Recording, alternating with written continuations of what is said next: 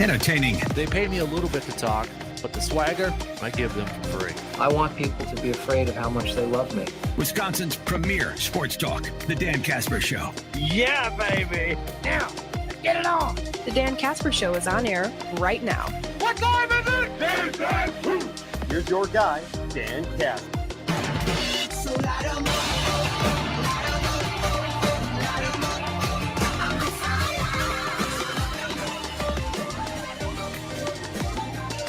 What up, everybody? Good morning and happy Friday. Dan Kasper Show is on the air on your radio dials of 105.1 FM, 790 AM. Also online, sportstalk1051.com, where you can check out the video feed on there as well. Get that link up there, the YouTube live video stream.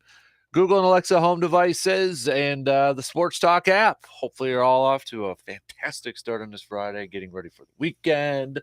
Father's Day coming up. Happy Father's Day to all the dads out there. Got anything good planned for Father's Day coming up this weekend? Anybody know? Maybe it's a surprise. Who knows? What's on the schedule? What are you guys doing? Speaking of schedules, what are we going to be chatting about here this morning? What's on the lineup card? Well, first thing, shout out to Eau Claire Regis. Congrats to the Ramblers baseball team, state championship there. So heck of a way to end the season.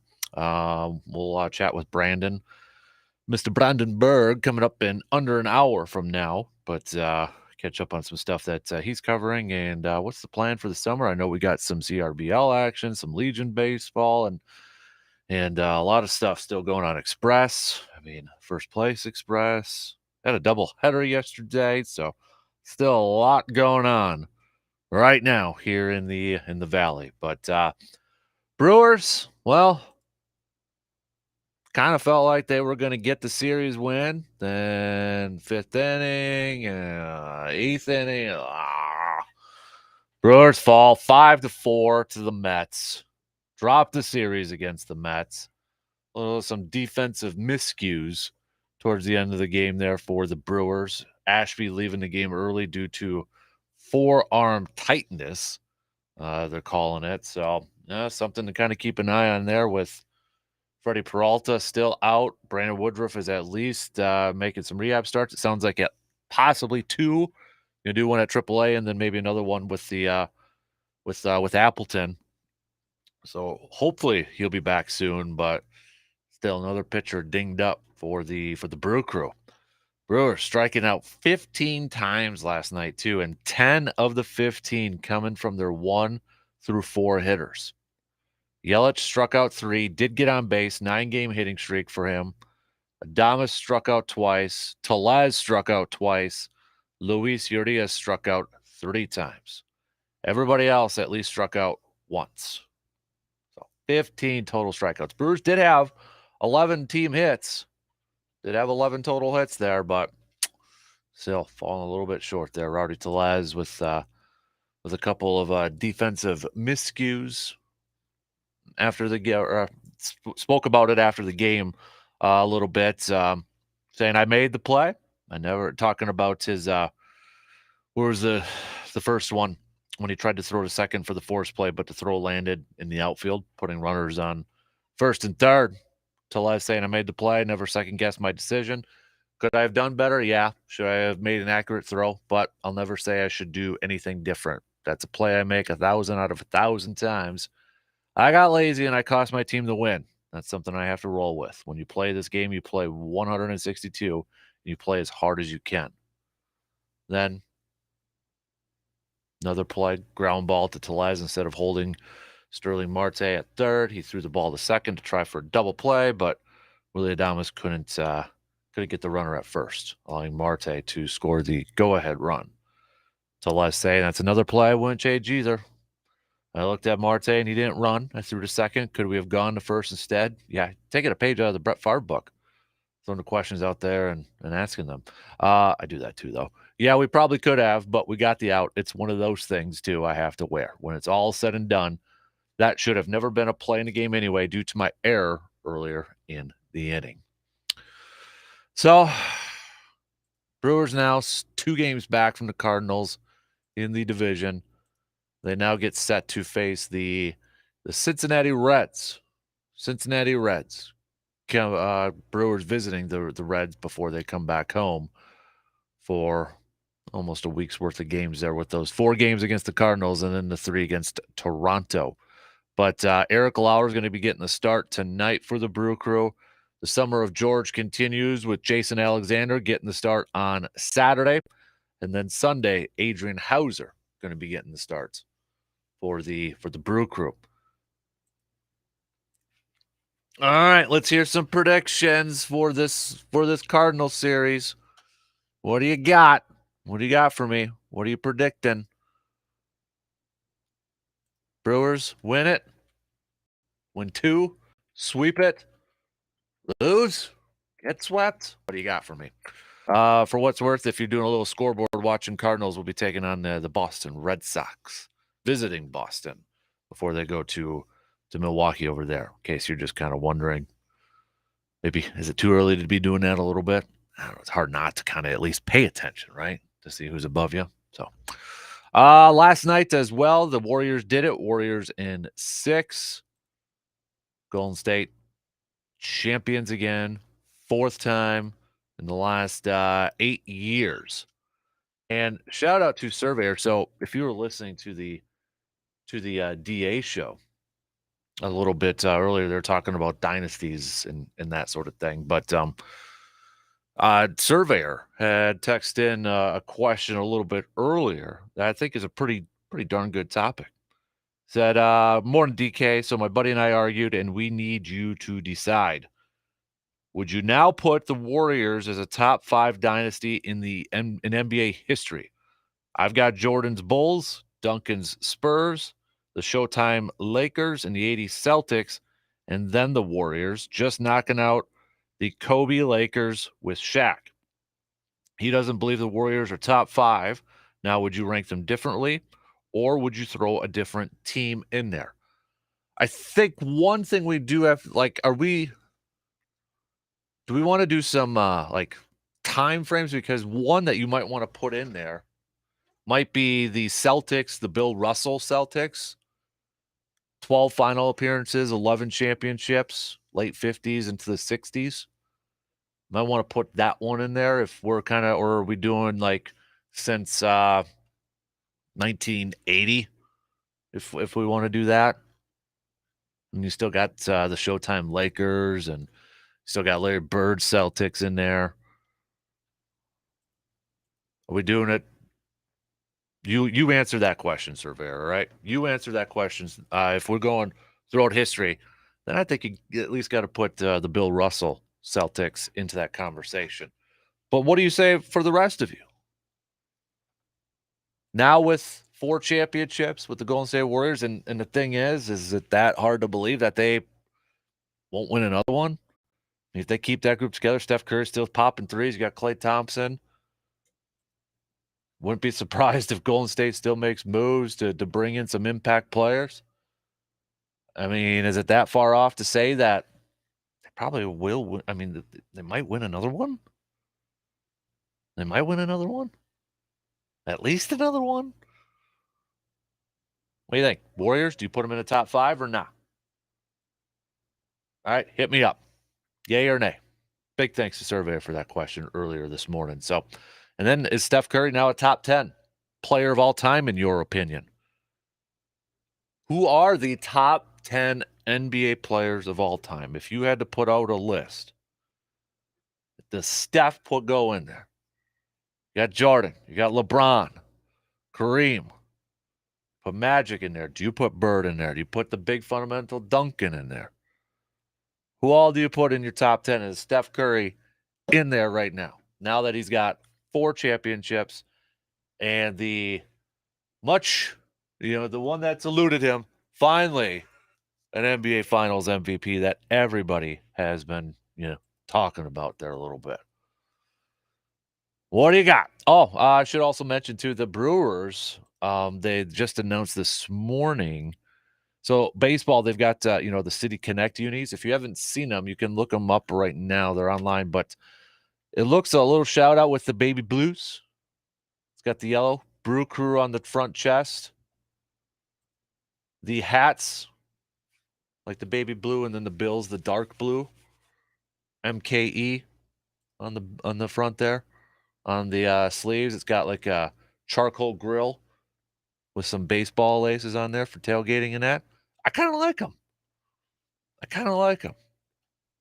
Not gonna lie, I kind of like those. So that's kind of trending all over Twitter right now. If you want to check it out and see what if you gotta spend some cash. Hey, maybe some Father's Day gifts ideas right there. Okay, so we got that. We got a little Feel Good Friday we'll get to. We'll do some transition 3. We'll do that with Brandon coming up a little bit later on. And then, we got Stanley Cup.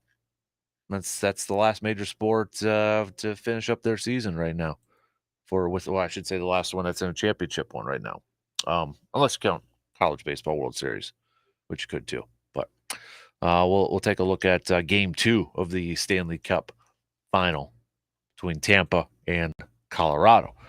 But let's get things rolling here. It's a Friday, so let's just do a little bit of a buffet, a little bit of a smorgasbord of topics. We're gonna let you guys kind of lead the conversation. We'll talk some Brewers. We'll talk some dynasties. You put the Warriors in there in that top 5. Are they top 5? Is Steph Curry a top 10 player of all time? We got the NBA draft next week. And then the NBA offseason is going to kick off here right away. Will the Bucks be making any moves? Can't say Bucks defending NBA champs anymore. Yesterday was the last day we could say that. Last day we could say that. And, I saw this the other day too. I think it was yesterday. ESPN Radio down in Madison. One of the topics was, because it was with the Craig Counsell with the most wins in franchise history. And I know we kind of alluded to it, but we never really got to it yesterday. But was it Steve Homer saying that Mike Budenholzer is by far the best coach in the state of Wisconsin? By far, because he's got a championship. Mike Budenholzer. Do you agree with that? If you had to trust one of these coaches in the great state of Scotty to win you one game, try not to look at the rosters, but if you had to trust one coach to come up with a game plan or to coach a game, or just to coach that one game and you got to win it, which one of those coaches would you put on there? Number 1. Is it Budenholzer? Do you agree he's the best one in the state because he's got a championship? I don't know. What do you think? I feel like that's. I don't know if he's going to get the majority there. I don't think Budenholzer is going to get the majority there. But hey, I'm curious to get your responses. So let's get things rolling here this morning. Wisconsin Credit Union leadoff. We'll do a little bit of a buffet of topics here. Baseball chat, Brewers chat, taking a look ahead to their series against the Reds. Then we'll talk a little NBA hoops legacies. Dan Kasper Show will be right back after these words.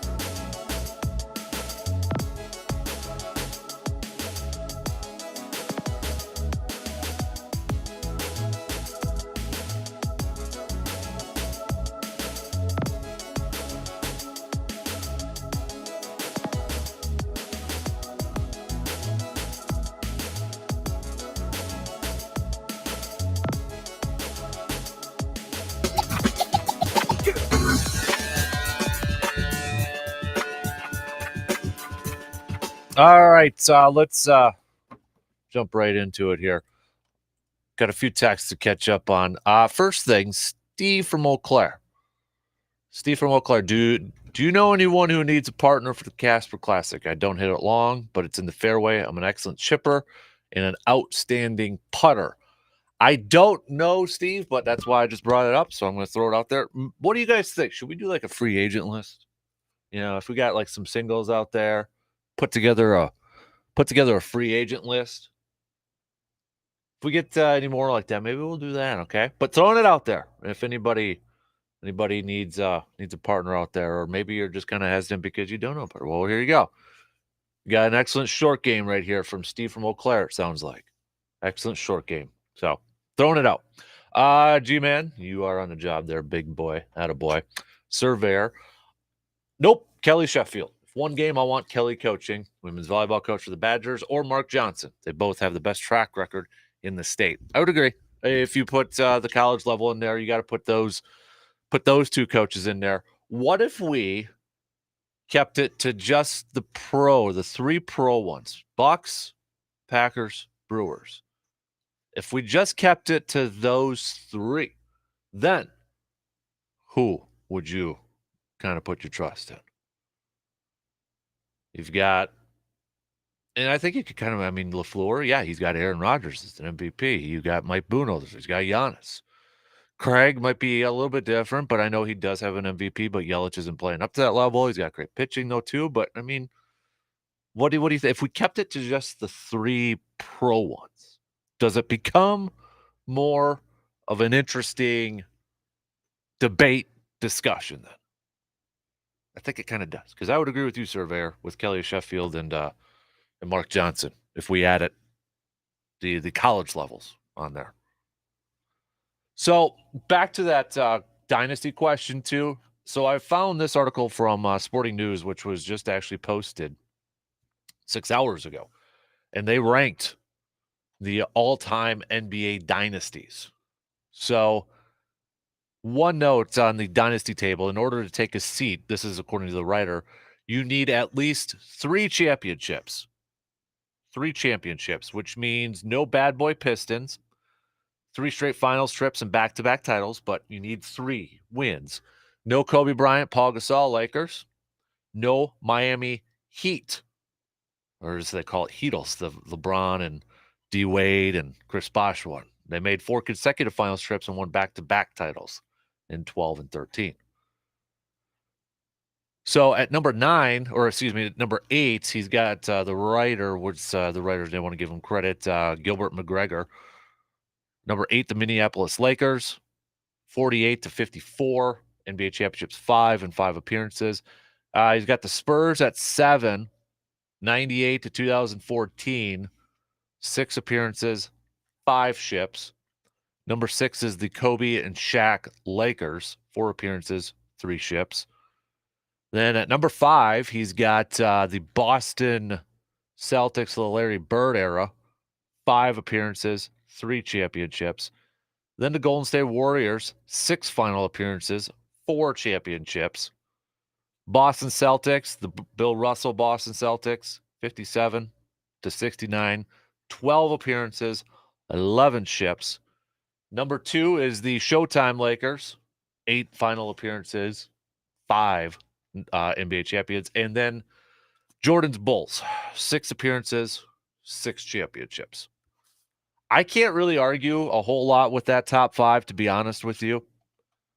Bulls, Lakers, Russell, maybe you can just adjust around a little bit. Like, who would you put the Russell Laker or Celtics up a little bit higher? You can make that case. Come on, 11 championships. Whew. I get it, though, different era. But and then, I would love to. The end of my huge NBA fandom was with those Shaq and Kobe and Phil Lakers teams. So I still got a little bit of a special place in my soul for those. But it's you. If I want to put those Lakers teams in, who do I take out? You know what I mean? I think I agree with this top 5. Bird Celtics, this Warriors team, because it sure feels like they've got a decent shot to go back and maybe even win another one. the Russell Celtics, the Showtime Lakers, and Jordan's Bulls. I think that's my top 5. I think that's my top 5. How about you guys? What do you think? Are the Warriors now top 5? Dynasty of all time? How about Steph Curry? You think he's a top 10 NBA player of all time? You had to put your top 10 together. Who's on there? You got Kareem, you got Jordan, you got LeBron, you put Wilt on there, you put Magic. Steph on there. Remember, was it the NBA or was it ESPN did this? ESPN did the top 70. They ranked the top 75 players of all time because it was the anniversary. I think it was a tie, so it was like 76. And Steph Curry was just outside the top 10. I think him and KD were like 12 and 13 or 11, 12, 11, 13, somewhere around there. But I don't know. What do you think? Steph Curry, top 10 player of all time now with another championship and those NBA Finals MVPs? Hit me up. Hit me up with a text. We got a couple of, or I should say more than a couple. We had a few predictions for the Brewers. Got a couple of sweeps, both for the Brewers and for the Reds. And then a few more here with Brewers winning 2 out of 3. 2 out of 3. So you can continue your predictions. I got to minimize the texting here because a lot of Brewers predictions coming in here. So Brewers falling last night to the Mets 5-4. Some defensive miscues. The Brewers did try to tie it up at the end. Hunter Renfroe, though, was thrown out at home. Hunter earlier in the game throwing dudes out on the base. I think maybe an underrated aspect of his game that maybe a lot of people don't realize is his arm strength in right field. He got another assist last night, and that's his 7th outfield assist, which is leading the National League. And I think that's a little bit of an underrated aspect of his game is that arm strength that he's got there. Don't run on the arm of Renfroe. Don't run on that arm, man. But with those defensive miscues there and Hunter getting thrown out at the plate, Brewers falling 5-4. Christian Yelich struck out for the 3rd time to end the game last night. 10 of the 15 strikeouts coming from the top 4 batters in this lineup. 3 from Yelich, 2 from Adames, 2 from Tellez, 3 from Luis Urias. Every other batter, besides Taylor, I don't want to put him in that category, but every other starter in that initial starting batting lineup struck out once. So Brewers now 35-30, just 5 games above 500, 2 games back from the St. Louis Cardinals. They now get set to face the Cincinnati Reds in Cincinnati for returning home to what is going to be a highly anticipated series with the Cardinals. But got to focus on this series with the Reds first. Don't look ahead. Don't look past this 3 games against the Reds. Put yourself, talking about you Brewers, put yourself in a position right now that when you start that series with the Cardinals, you have an opportunity to make up some ground, maybe even take back first place. So don't overlook this series with the Reds. Yeah, they're in last place, tied for last place in your division with the Cubbies, sitting there at 23-40. You are the better team. But still, treat it as a very, very important series. And when you look at the pitching matchups, we've got Eric Lauer going tonight, 5-2 with a 3.36 ERA. He's going up against Hunter Green, who is 3-7 with a 5.10 ERA. We look at Eric Lauer and his past last couple of performances here, okay? He's coming off of perhaps his worst start of the season so far, where he picked up the loss against Washington on June 11th. 5 innings, 7 hits, 8 earned runs, 4 walks, couple strikeouts. So easily looking for a bounce back performance from Eric Lauer. The starts prior on the 5th against the Padres, 6 innings, no decision, 6 hits, 1 earned run. Cubbies, no decision, 4 innings, 5 hits, 2 earned runs. When we look at Green here, Mr. Hunter Green for the Reds, he's coming off of a couple of solid performances. Cardinals on the 11th, he went 5 innings with a no decision, just 2 hits, 1 earned run, striking out 7. Against Arizona on the 6th, picked up the win, going 7 innings, 1 hit ball, 8 strikeouts, no walks, no earned runs. So he's pitching with some confidence right now. Milwaukee faced him early in May in a back-to-back, May 5th and May 10th. On May 5th, Milwaukee was able to jump all over him. He only lasted 2 2/3, 9 hits, 8 earned runs, 5 home runs he gave up in that game. Did strike out 7. And then on May 10th, a little bit better. Still picked up the loss, but went 5 1/3, 4 hits, 2 earned runs. But last couple weeks, he's been pretty darn good. His June 1st outing against Boston, 3 2/3, 4 earned runs. He's looking at his game logs. He's gone through stretches where, and April was, it was okay, but he's gone through stretches in the last couple of months here where he's been really, really good. Hunter Green, we're talking about, really dominant, but then he'll have a game that just kind of pops out of nowhere. And it's like, ooh, yuck. Like May 5th, that Brewers game. May 26th, that Cubs game. June 1st against Boston, 4 earned runs. But now, last 2 weeks, he's been pretty darn solid. Throws the ball pretty hard. So can the Brewers, they had success with him a little over a month ago. Can they find that same type of success going up against Green? If we look at the rest of the pitching matchups here for this weekend, we've got the Summer of George continues with Jason Alexander getting the start on Saturday. But he's going up against a pitcher who's been having some success this year for the Reds. And that's Graham Ashcroft. 3-0 with a 2.22 ERA. The thing is, with these two, no experience between these hitters, between this batting lineup with these two pitchers. And you look at what Graham has done in his last couple outings. It's been pretty darn solid. He is coming off of a poor outing against the Cardinals where he went 4 2/3, picked up a no decision, 4 earned runs, but on the 2 starts before that, picked up 2 straight wins. On the 7th against Arizona, 6 innings, 3 hits, no earned runs. Washington on the 2nd, another win, 7 innings, 4 hits, 1 earned run. He's been pretty darn solid throughout the whole season. It's just that Cardinals game that he's coming off of is his worst game so far.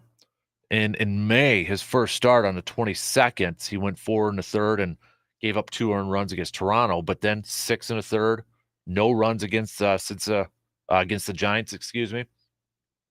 And then 1 run against Washington on June 2nd, none against Arizona on the 7th, and then the St. Louis game.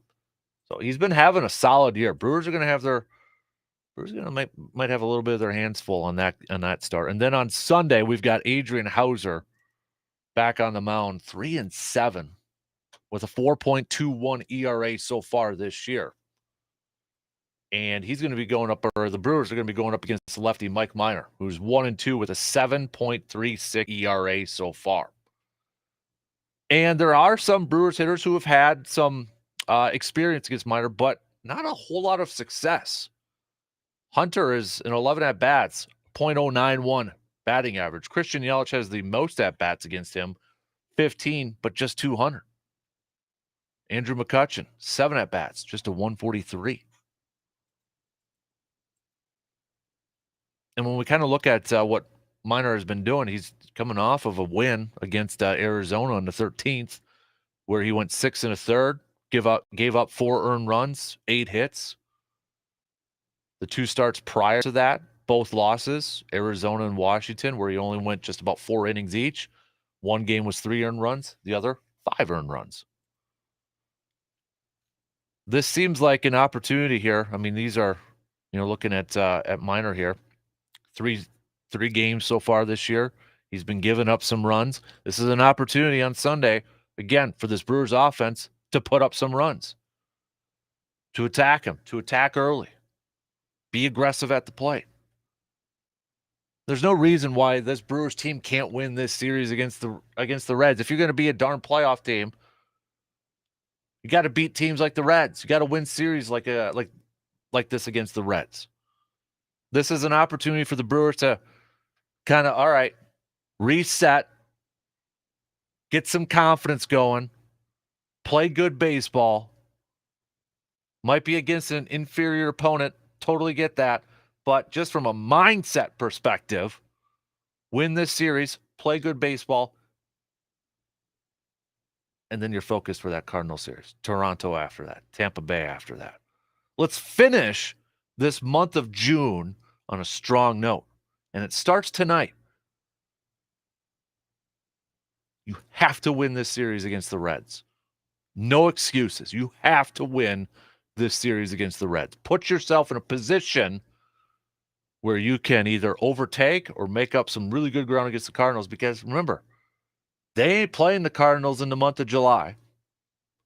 They play the Cardinals for just for 3 games in August, and then September it's a 2-2. So 7 more games after that. Take care of business against the Reds. Get the job done. Get some confidence. And get ready for that series against the Redbirds. I'm going to go 2 out of 3. I'm going to go 2 out of 3 with this one. So, all right, let's take a quick break here. See if we got anything in the texting line or not. I want your top NBA dynasties of all time. Are the Warriors in there? Are the Warriors in there now with their 4th championship? Is Steph Curry a top 10 player of all time with 4 championships? We'll hit that up and a whole lot more coming up in just a couple minutes.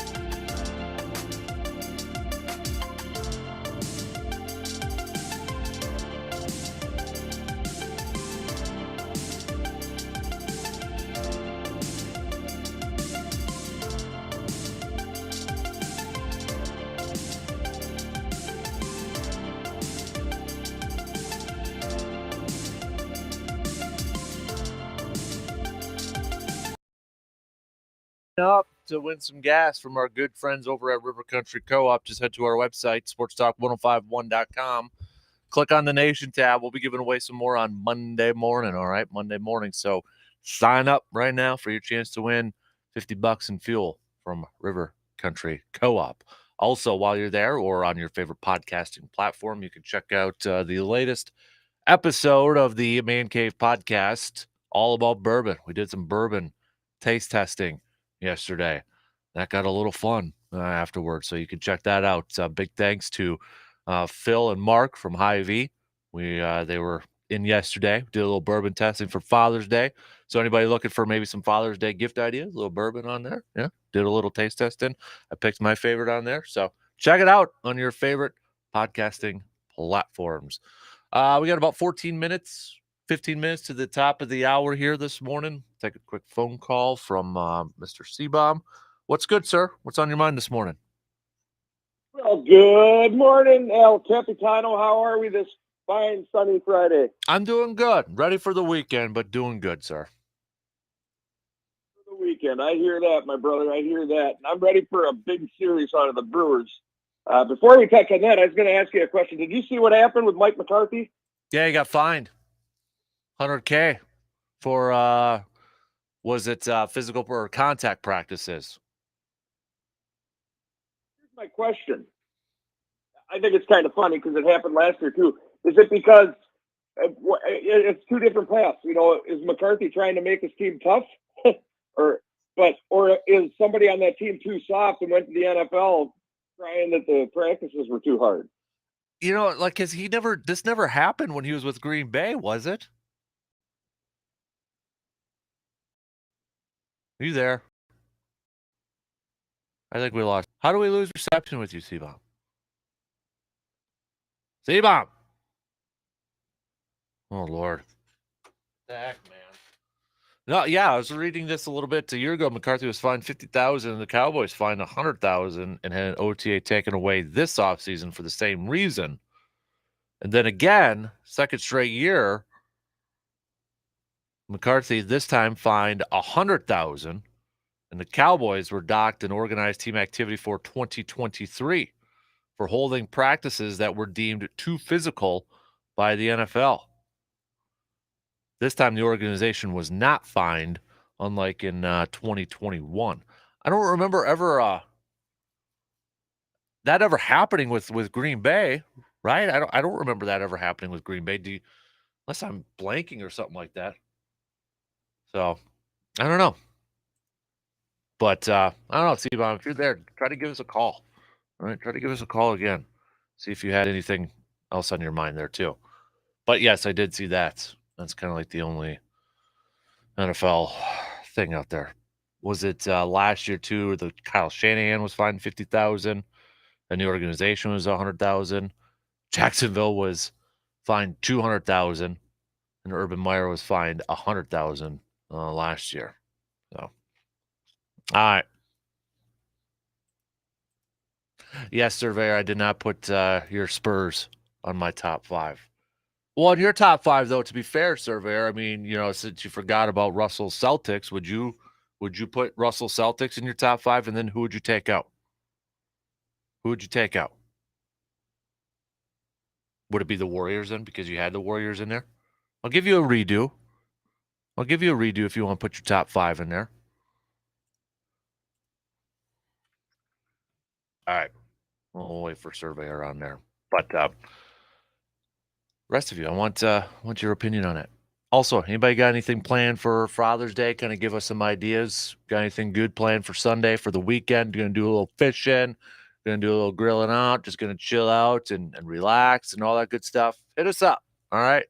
Let me know what your plans are for Father's Day this weekend, if you're doing anything. You got anything special planned?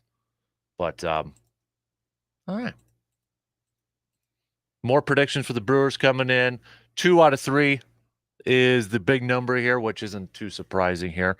But a lot of you, I'm just kind of going through it. 2 out of 3. 2 out of 3. Got a sweep. Got a couple of you picking sweeps for the Brewers against the Reds. G-Man's got the sweep, of course. But yeah, easily the majority picking 2 out of 3 That's for the Brewers for this series. Let's take a phone call again this morning. Let's see if C-Bomb doesn't hang up on us again. Hello, sir.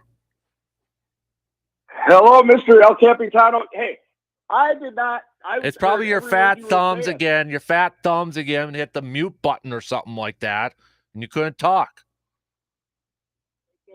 I'm blaming the equipment in your studio. We got to get you upgraded. No, it's you, because every time you start your conversation, I could tell the phone's away from your mouth too. My AirPods in. Oh, it's AirPods. So there's the issue. Good gravy. Yeah, very, very well could be.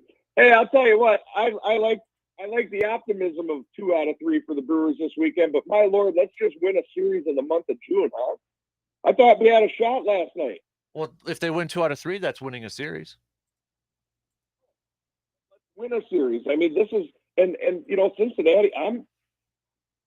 They got to get some confidence going. I mean, this is actually a very huge week leading into July. So I think they got to win this series, and I really think they need to at least split with St. Louis. Otherwise, they're gonna have a big mountain to climb. Yeah, I think this is a big time series too. I mean, I just want them. I don't care that it's against the Reds. I just want some confidence going, and you cannot lose this series as you get ready to start that week against the Cardinals in Toronto and Tampa Bay. You freaking can't do it. If you drop this series against the Reds, oh my goodness, you got. I don't know. I don't even want to think about that. Don't want to. The thing is, they've got Lauer. Hopefully, Lauer can get back to his earlier form of this year and pitch well. Hunter Green, he's an okay pitcher, but he's been hit around a little bit this year. So, I mean, the opportunity's there to take Game 1 tonight, and I think they're gonna.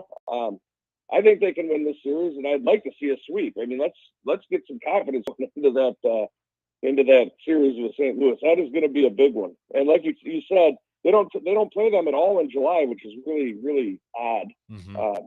Could be good or a bad thing at that point. Exactly. Well, that's a good point. Good point. Hopefully we can close the door on them and get back in the lead. In a week from now, be talking about just having a 3-week lull. Mm-hmm. No, I agree, man. I agree. All right, what did you want to add anything else to the Mike McCarthy thing before we got cut off? Well, no, Mike. I was gonna kind of just ask the question. I really didn't remember him ever having issue in Green Bay with that, and I just wanted to find out if you heard anything more, because I read the report on it, but they didn't have details on if anybody complained about it or what the physicality was, because he even shut their OTAs down early, right? And did a team activity, went to Top Golf and stuff. So it was just kind of curious, and it makes me think of how soft the NFL's got. Yeah, I don't know if it was like a player or did they have somebody there observing, but I mean, Mike's been around for a while. I would think he would know what's allowed and what's, especially 2 years in a row.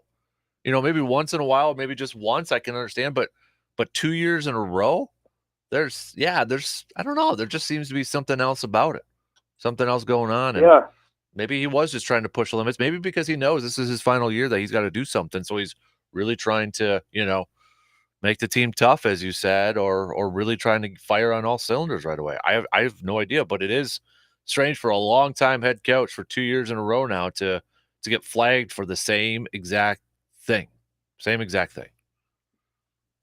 Right. Yeah, it's $150K out of his pocket over the last 2 years, but they didn't get Jerry Jones this time. I wonder why they didn't do that. But yeah, that kind of makes you wonder too if that's more Mike McCarthy.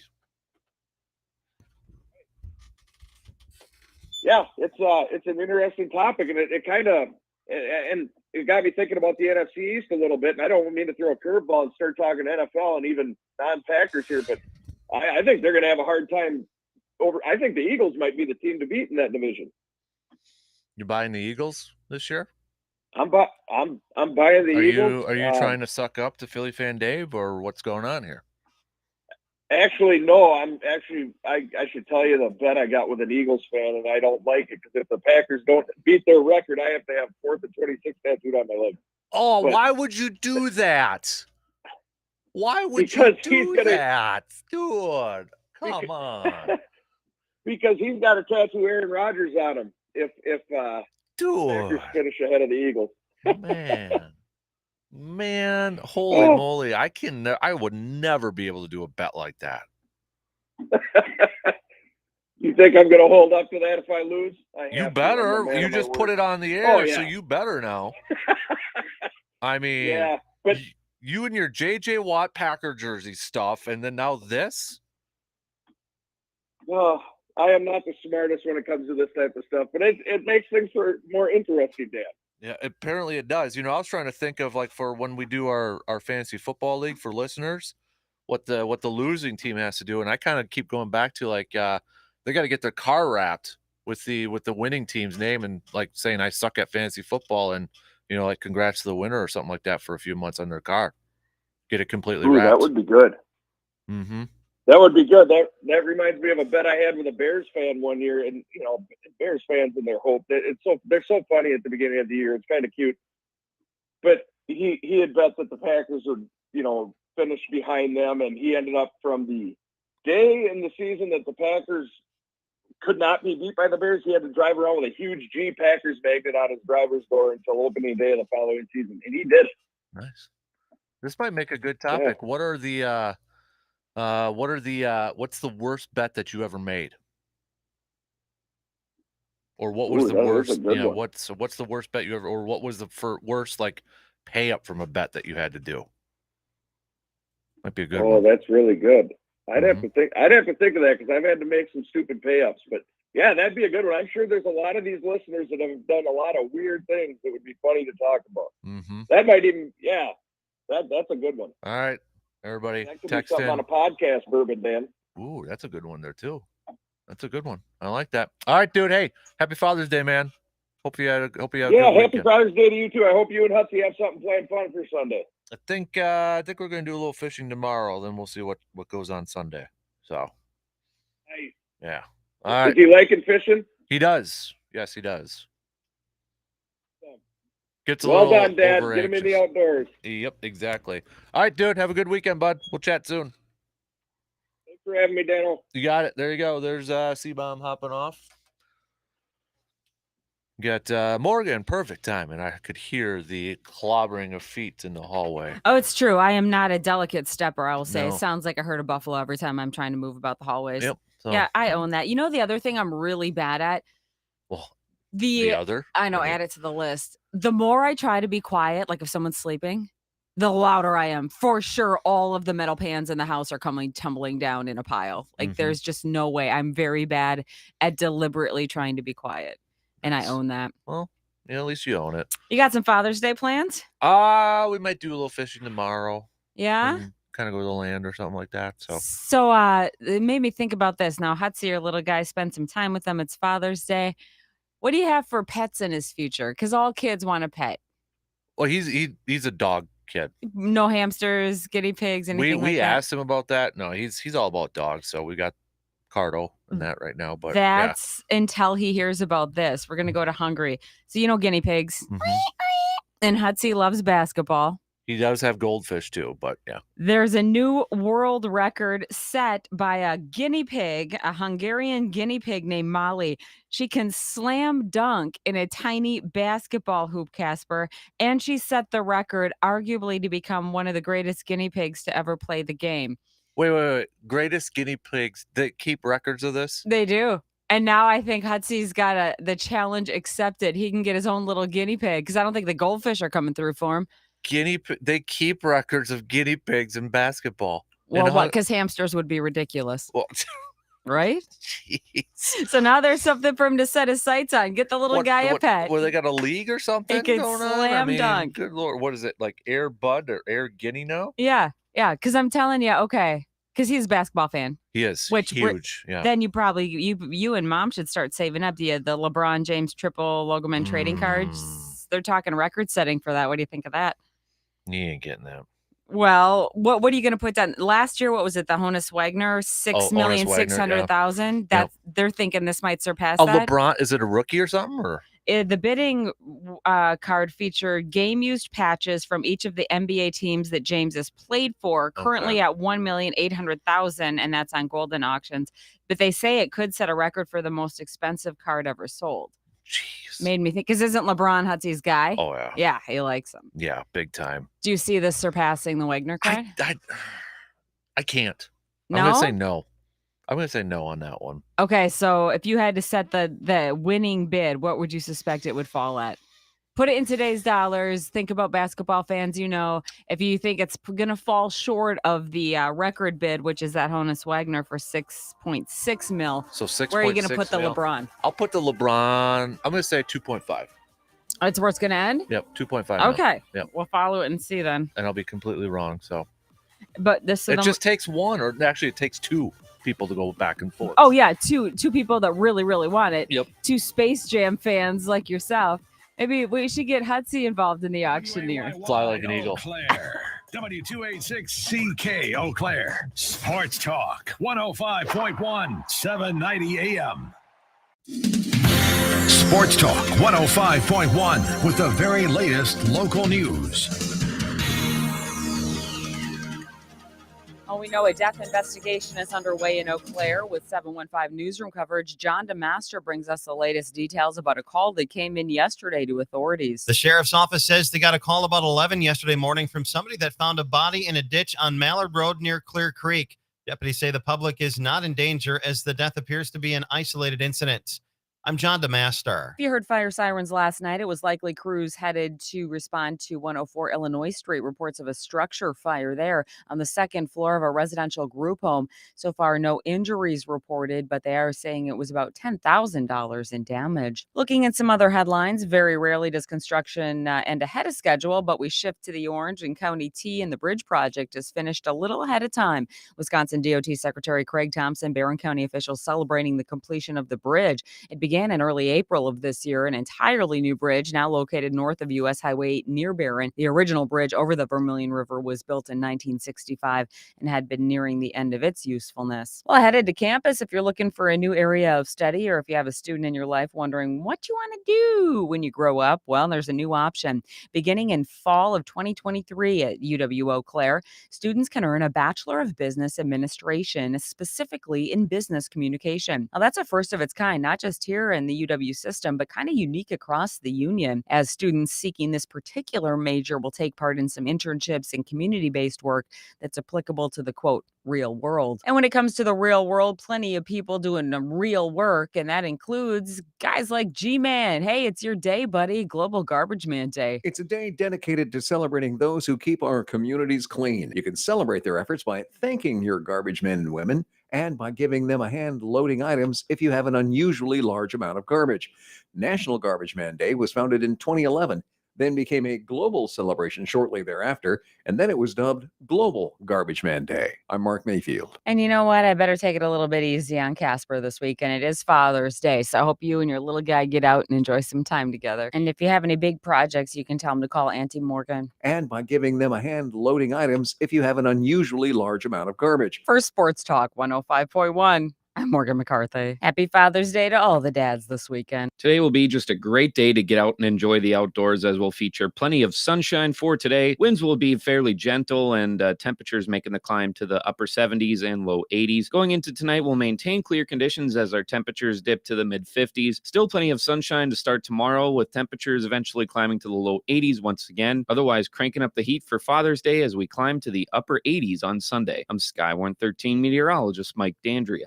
Western Wisconsin has another state FFA president. At yesterday's final session of the group's 93rd annual convention in Madison, Casey Denk of the Mondovi FFA was chosen to lead the organization for 2022-2023. She takes over from Menominee's Ben Steyer, who gave one of the finest farewell speeches in the group's history. Denk will lead an officer team of 6 young ladies and 4 young men, unlike this past year when Steyer was the only male on the team. Another top honor to an area member was the State Star in Agri-Science, which went to Wyatt Gotham of New Albany.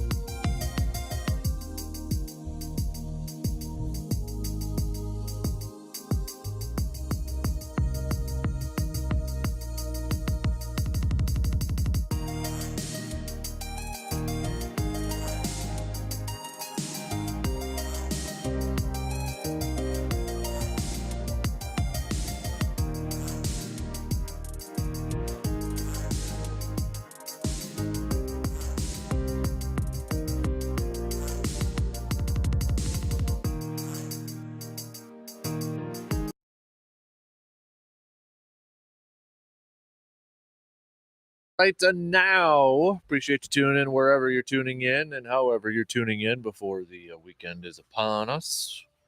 Got Mr. Bergen finally back on a Friday normal schedule. How you doing there, big guy?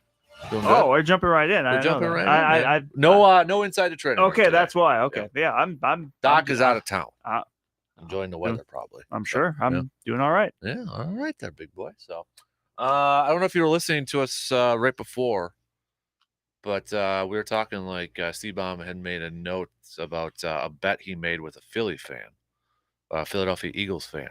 Okay. That I think, if I remember correctly, and I know it was only like 10 minutes ago, but I kind of forgot already half of it. But if the Eagles have a better record, then the Packers, he's got to get 4th and 26 tattooed on his leg. And if the Packers have a better record, then that person has to get an Aaron Rodgers tattoo on. That's pretty that's high stakes. Yeah. So I really want to know if anybody else has some crazy sports bets that they've made. And I know you've had some fancy football ones. Yeah. Sort of thing. And I was thinking, I almost texted this to you. I was on the golf course last Saturday. And I don't know why it popped in my head, but I'm like, you know what? Because I want to have a fantasy football league for listeners here. What if we made it? And then you inspired me with this a little bit with some of your crazy like losses or ideas like for the losing team. That losing team's got to get their vehicle wrapped with the winning team's name on it, with the winning person's name on there, and drive it around that way. Wow. I don't know if I would do that though, too. That's maybe we just do a bumper sticker or something and downplay it. But I guess the moral of the story is don't lose. Don't lose. Yeah. Draft good teams and all that. But what was the craziest one for fantasy for you guys? We didn't necessarily get we talked a lot, but I think right about the time we were going to implement it was 2020.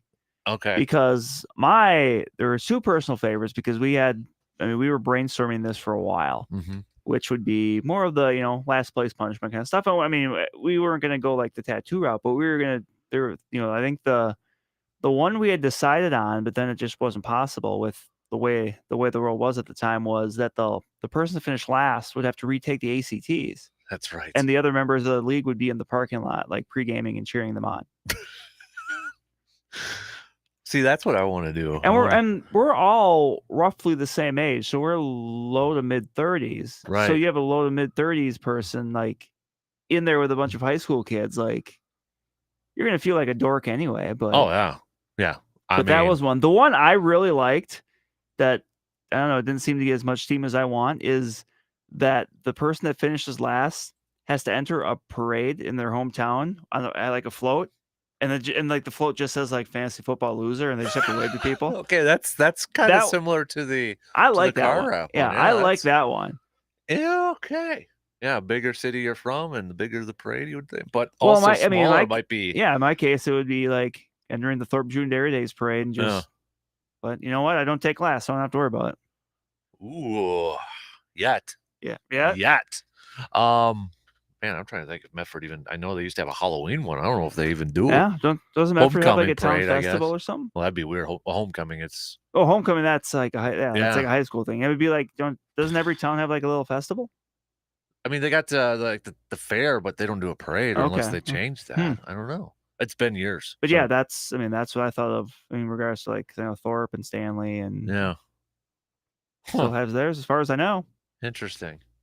So I want to know if anybody's got some crazy like bets that they've made or that they've been a part of or anything like that. I'm too scared to do that. I don't think I've ever done anything like that. It's at least nothing noteworthy that I can think of at the top of my head. So, all right, hit us up with some text on that one. 715-830-1912. I want to get into some hoops chat with you coming up here in just a little bit, Brandon. But first things first, Brewers right now. You're just kind of like grinning, like what? I don't know how to read that from you, man. What's that about? What's going on in your mind with this team? Yeah, it's been a tough few weeks. There's no way around that. Yeah. Well, last couple of weeks, everything's switched in the division. Cardinals are up 2 games now. A little bit, yeah. Brewers are chasing them. Yep. So, I mean, how big is the series against the Reds with knowing what's coming up next? It's pretty big as far as just you want to win that series and try to get a little bit of positive momentum rolling your way heading into that 4-game series with the Cardinals. And, a few weeks ago, maybe it was last week too, it's been a little bit, but we mentioned just the importance of kind of that 7-game stretch at home next week. Cardinals, Blue Jays. Yeah. And then Tampa Bay on the And road yeah, after then that. Jeez. Oh, man. Jeez. You got the allergies rolling? No, Okay.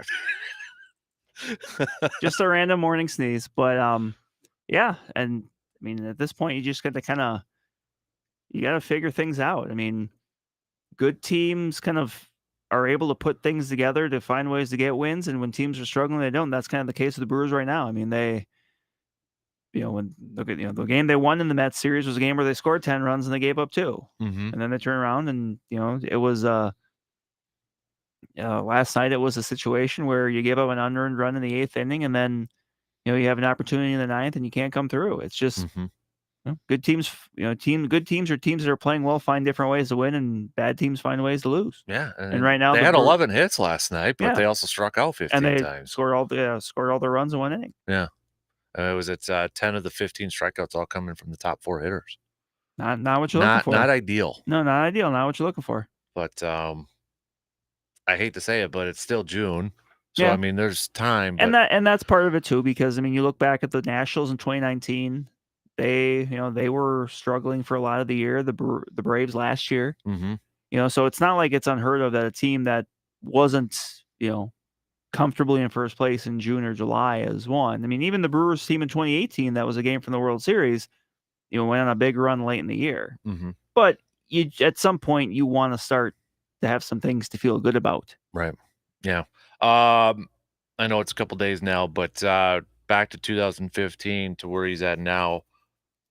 If you gave Craig Counsell a job report from when he was first hired to where he's at now, what stands out to you about? I mean, I got to imagine it's a positive one. Oh yeah, it's a positive job performance. Review. I was chuckling a little bit because you're like, I know it's been a few days now, but back in 2015, I'm like, 2015's been more than a few days. But yeah, I mean, he's somebody that's taken over the reins, and I mean, he's just won.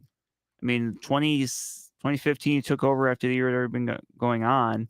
And we all thought, wasn't it? Because I was trying to remember, like, we all kind of thought Craig Counsell was going to be manager. Well, because he was also working in the front office. Like, it was weird because he did a couple different things with the Brewers. He even, if you remember, did some like radio and TV telecasts.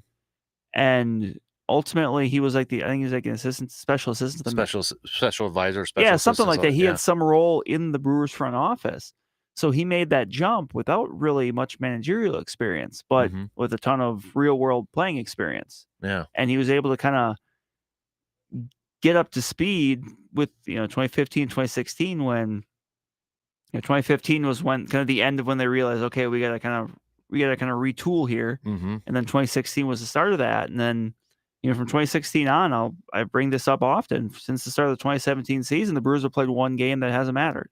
And that was the last game of 2017. Every other game has had playoff implications for the franchise, which is not as unheard of in the history of the franchise. Right. There just hasn't been that much of a sustained success. And, with the Brewers having this much sustained success, obviously the expectations are raised, and it's fine to be disappointed when maybe those raised expectations are met. But the bottom line is this is the most competitive, consistent stretch in the history of the franchise. And he's been a big reason why. Does he get to 1,000 wins as Brewers manager? Strictly as Brewers manager? I'm going to say yes, just because even with the struggle, like I don't see them being in any hurry to get rid of him. Like, there's no reason to. Like, I know the last few weeks, obviously everyone's been frustrated, but I can't see him wanting to go anywhere. No, he's the kind of guy that I truly believe if he wanted to go somewhere else, like if the Brewers let him go and he wanted to be a manager next year, he would be. I mean, to hear people around the league talk about him they speak highly of him. So I'm going to say yes, only because barring something unforeseen, I don't see a reason why he's not the manager for the foreseeable future. And is a big outlier though, like David Stearns could be, or I feel like they already got a plan in place, because I know David technically title wise isn't GM because they got a GM, but we know he does the GM. Yeah, he's role, the top of the food chain, right? So I mean, they've got, like, I think was it not Matt Arnold? Matt Arnold's I think is the next. Is it is Matt the next in command. So So, I mean, they would. If something There's that would've- familiarity there, like, because a lot of times we see, and that's maybe a credit to council too, because, you know, how many times have we seen coach gets hired, manager gets hired, new GM comes in, GM wants to make their pick. And remember, David Stearns was hired after Craig Counsell. David Stearns came in when Doug Melvin was still around. Right. And I mean, it didn't take David Stearns long to figure out, hey, this is someone we need. Mm-hmm. Yeah. And how many times have we seen where that GM wants, I mean, heck, Green Bay and McCarthy. It didn't last that long. No. With, you know, Goody over there. Even, I mean, you can be really successful, but sometimes you gotta make the move. Right. I mean, kind of with the Angels thing there too, because Joe Madden got fired, and that GM that fired didn't hire Joe Madden. Yeah. You know, there's that. But I think that's a credit to both Craig Counsell and David Stearns, but I think that's a big credit to Craig Counsell though too, to like, see, I'm not forcing that, you know, not giving him a reason to kind of make exactly, because you're like you said, you're right though. If you're, you know, you're always kind of looking, no matter, and it's not even just in sports, but just kind of in business too. Like if you're a boss, you're kind of looking to bring in your people. Mm-hmm. Yeah, and somebody but it's nice to, you know, same philosophy. Yeah, but when you kind of work with someone, you realize, hey, we're on the same page with a lot of things. Mm-hmm. Yep, I totally agree. So, but we'll make some predictions a little bit later on with this series. Okay, so let's take a quick break. And then, by the way, do you like the new Brew City? Did you see those? I did. Yeah. All right. I mean, like, it's got the baby blue shout out. And I like that. So I mean, it doesn't venture too far. You know, some of them, and that's especially I think more NBA, because I'm assuming this is kind of what it's inspired off of. Mm-hmm. But they kind of ventured a little bit further off the path. But this one's, I mean, it's a nod to, it's got the darker shade blue with it too. I have no problem with it. I'm not gonna run out right now and make sure like I get one. Why? But that's fine. You should go get one. Bring it in. You're ignoring me right now. Jerk. All right, let's take a quick break and then let's talk some hoops. So you got the Golden State Warriors with another championship. Are they a top 5 dynasty of all time? Have they put themselves into that equation? And let me ask you this question. We put it early in the morning, but revisit it here. We kind of always done this here, but I want to exclude the college coaches in this. So I saw yesterday, I think it was Mr. Homer from ESPN Wisconsin said Mike Budenholzer is by far the best coach in the state of Wisconsin because he has a championship.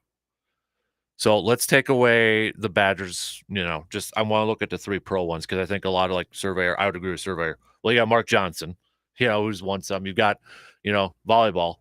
They're coming off a championship. Kelly Sheffield. Kelly Sheffield. So if we just did the top 3 with the pro sports ones, Counsell, LaFleur, Budenholzer, and you had to pick one game to win, who do you trust the most in that situation?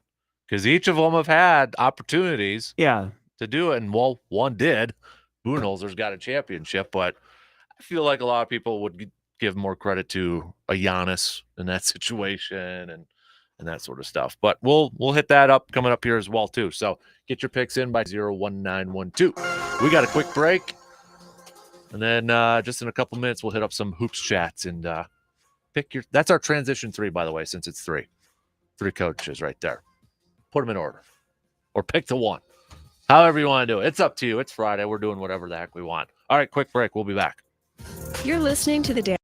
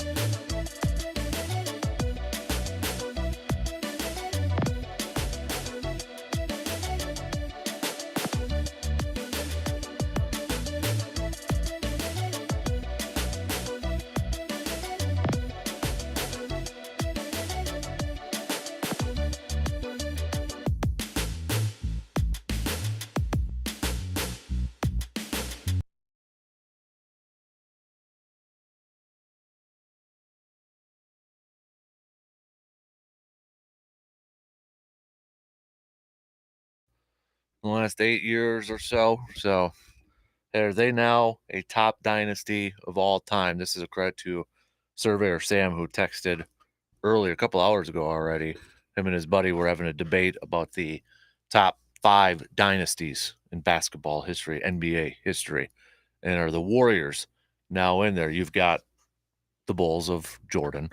You've got the Showtime Lakers. You've got Larry Bird Celtics, Spurs, Duncan Spurs. I was going to bring up you got Bill Russell Celtics. Bill Russell Celtics on there too. So I found a list on Sporting News that had their top 8. They had like the Minneapolis Lakers on there at number 8, and their rule was you had to win 3. You had to win 3 to be a Laker or to be a part of that. They also had Shaq and Kobe. Yeah. For their 3 on there. So are the Warriors in your top 5? I think I got my top 5. And I agreed with Sporting News that I had Bulls, Russell, Celtics, Showtime Lakers, Birds, Celtics, and then I put Golden State in there too. I left the Spurs out. I think the thing that's really impressive about anyone that does it like in a newer age is because it's so different. Like with free agency and stuff like that. Like it's tough to keep a really good team together because inevitably everyone's going to want to get paid. You don't blame for that. Right. Obviously, get your money while you can, but it's tough to do that. And then, to see them kind of bottom out and come back up. Because, I mean, the last 2 years for them were not good. And there are reasons for that, injuries and all that stuff. Right. But I think it's hard to not have them in that list. And the thing is like, I feel pretty confident they might actually get another one. They could. I mean, there's nothing there that would tell me that they could. I'm looking at the West too. Yeah, the core's there. Yeah, in the West, I mean, the Jazz might be breaking up now. Yeah, who knows what's going on with the Suns if DeAndre Ayton and Monty Williams aren't getting along, and Chris Paul's not getting any younger. Yeah, I mean, the West just might still be Golden State, and who the hell knows what's the Lakers? Yeah, that's a mess over there. Yeah. So I mean, Golden State, I would say, is probably still a favorite to come out of the West at this point in time. I believe they were the betting favorite going in next year, which I'm not surprised, but right. So, and the thing is with the Warriors too, they might surprise you with a trade or a free agent in the offseason. They've done that a couple times. And they've, doing what they did this year without James Wiseman. I mean, look at the emergence of Andrew Wiggins. Yeah. What happens if James Wiseman develops? Remember, he was a former 2nd overall pick. Yep. Yeah. So, I mean, I feel like that they're probably, and I know you had to base it off of what they've done now, but, 4 in those 8 years, that's pretty darn. In this era, that's really impressive. And they were just a couple minutes away from having 5 if it wasn't for Kyrie Irving. It's true. And a LeBron James block in that series there. But yeah, I think I'd put them in there, and it's I get it with what the Spurs did in that, but I don't know. They're at number 6 then for me.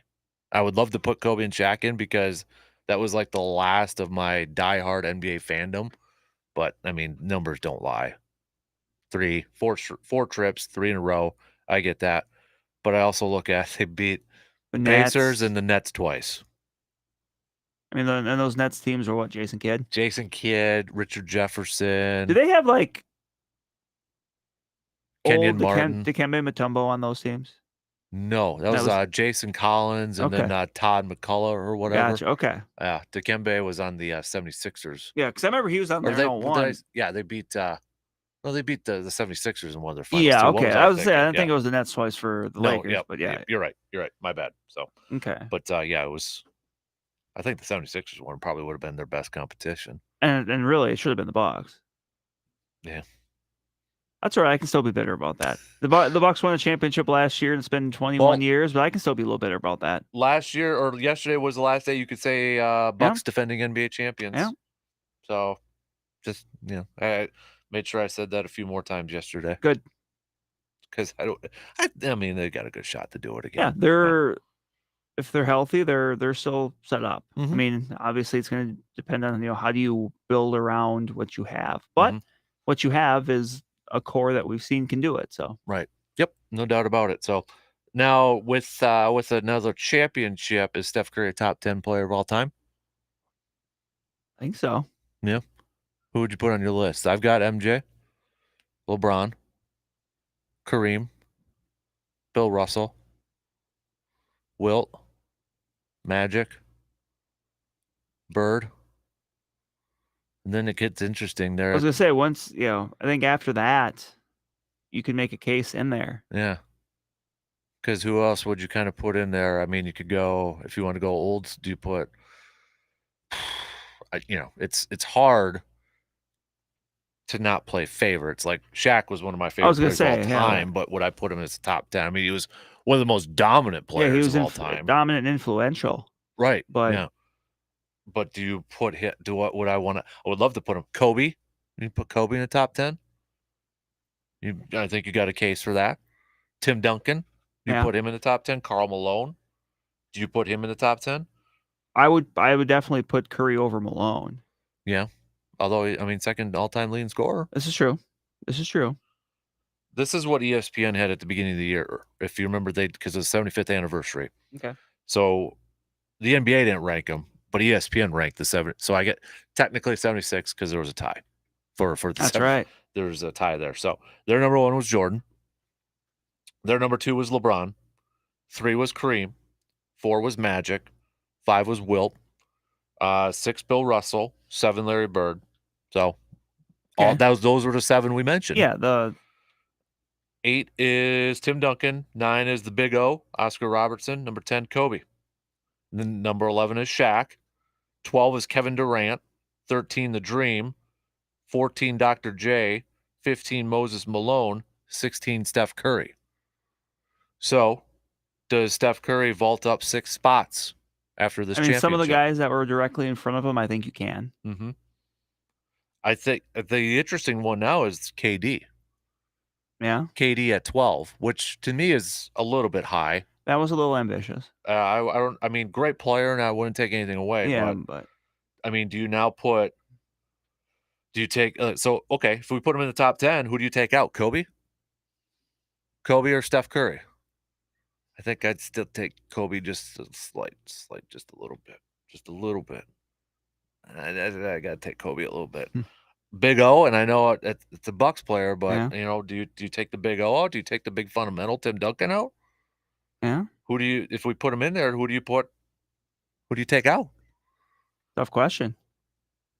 You know what's weird? The Duncan for his career, he didn't average 20 points a game. It was 19. But I think the end of his career, I might have weighed it down a little bit. Just kind of torpedoed the average a little bit. Right. Yep. Exactly. That's a toughie. It is. It's a toughie. But I think I would put him ahead of KD for sure. I would put him ahead of Kevin Durant. I mean, right now it's really telling that when Kevin Durant did win, it was when he joined Steph Curry's team. Right. I don't honestly. You got Dirk at 17. Giannis already came in at 18. And then you've got Jerry West at 19, Elgin Baylor at 20, Kevin Garnett at 21. But I mean, would you put KD top 20 of all time? I mean, he's one of the best scorers of all time. Yes, I won't take that, but that's only part of it, right? I don't know if I'd even put him. Yeah, because there's other people that were behind him. Like, I don't know if I would. I'm not trying to play hater or anything like that. I mean, look at what he did, especially last year. Yeah, almost single-handedly he's awesome, beat the Bucks and literally an inch away from beating the Bucks. But I don't know if I'd put him 12. Yeah, I don't think I would either. I think what they set up here, and this isn't the all tell all. This isn't the Bible of saying, but no. But you put Giannis at 18 already. That to me puts him in a position to really approach top 10. Yeah. Of all time. I mean, do you think Giannis has the potential to be a top 10 player of all time? Potentially, yes. Do you think he could?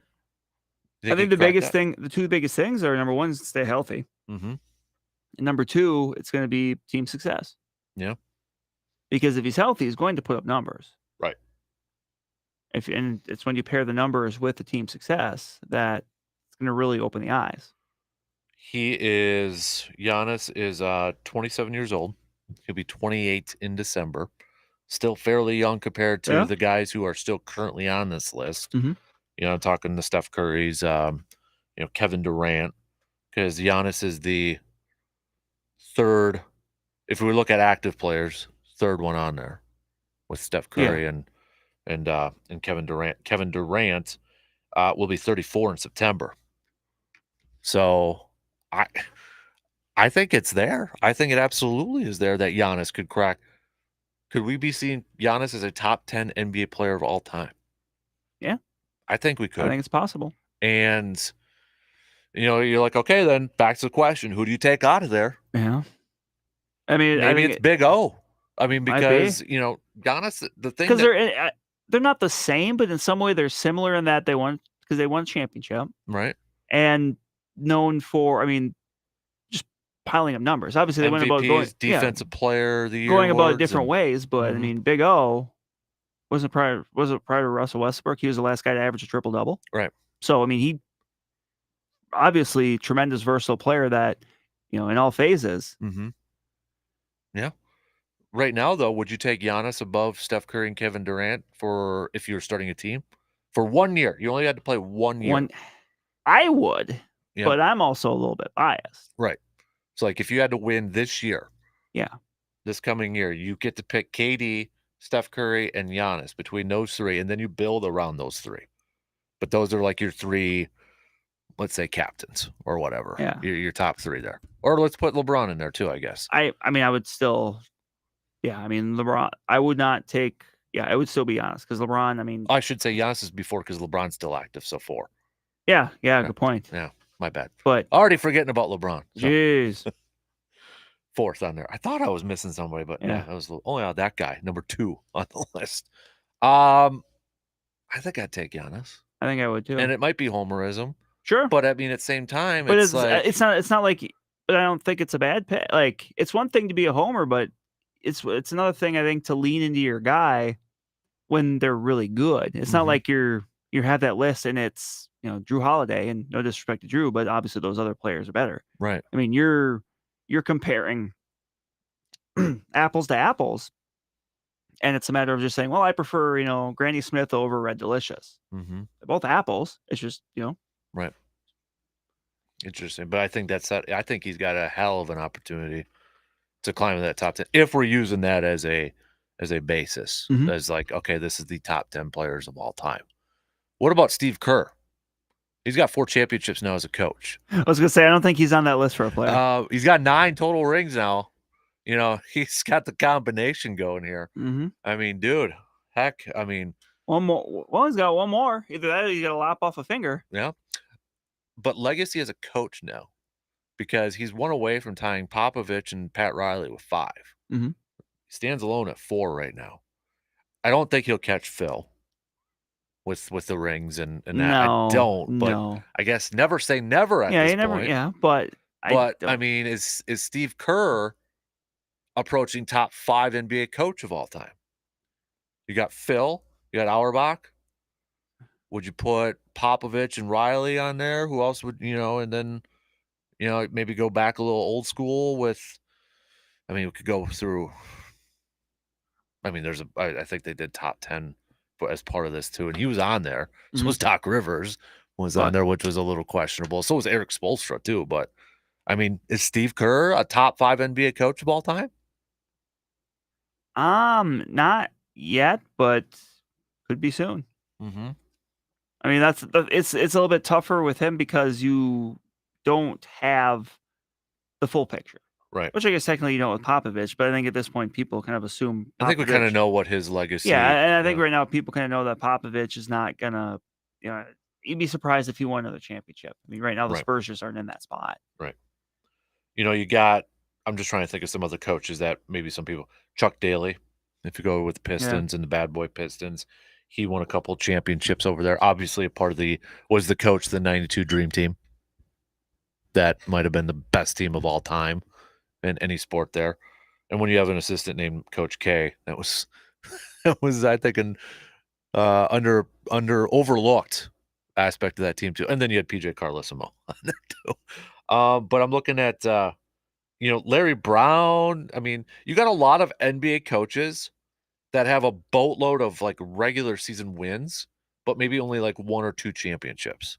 Yeah, like Casey Jones, it was coming to my mind a little bit. I've got Jerry Sloan has a boatload of wins, but doesn't have the NBA Finals. I'm looking at this this one website. They do have Kerr as number 5 of all time. Number 5 is Kerr, 4 is Pat Riley, 3 is Popovich, 2 is Red Auerbach, and then 1 is Phil Jackson. Number 6, if we just kind of see who wants to, is just on the outside looking in, then you've got Jerry Sloan. I mean, the dude does have a 603 win percentage, 1,221 wins. Then it's Red Holzman. And that's the thing, like with NBA coaches, I feel like you've got your top 5, maybe 6 on there, but then it's like It's wide open. It's wide open. I mean, even guys who are coaching now, younger guys, like Eric Spoelstra's on a lot, already made top 10 all time. Yeah. And Doc Rivers made it, for crying out loud. Yeah. But then you got like these guys that you got like a George Karl that had success wherever he went, but then it faded out really quick. Yeah, kind of a bright star, didn't shine as long. Seattle took him to the finals. Milwaukee didn't last long. Milwaukee, Denver, great run. Denver had a great run. Won some regular season games, but it was over with that quick. Yeah, like Lenny Wilkins, who coached forever. Lenny won a lot of Wilkins. games, but also lost a lot of games. Yep. I mean, there is something to be said for lasting. And I want to know, how much should we actually count that Pat Riley last championship with the Heat? Because he comes in and replaces Stan Van Gundy. Yeah. And maybe that got him over the top, sort of thing. But I mean, that was like, you remember when that happened? It was like, okay, that was like kind of weird, kind of shady, sort of thing. And then but at the same time, Pat Riley was in like a management position, right? Yep, So I mean, he did build the team. He did. So it's not like he just came in out of nowhere. Mm-hmm. And that was a finals that the Heat weren't supposed to win because it was against the Mavericks. And that was not Shaq of Shaq. I mean, Shaq was still serviceable, but Shaq was good. But Shaq.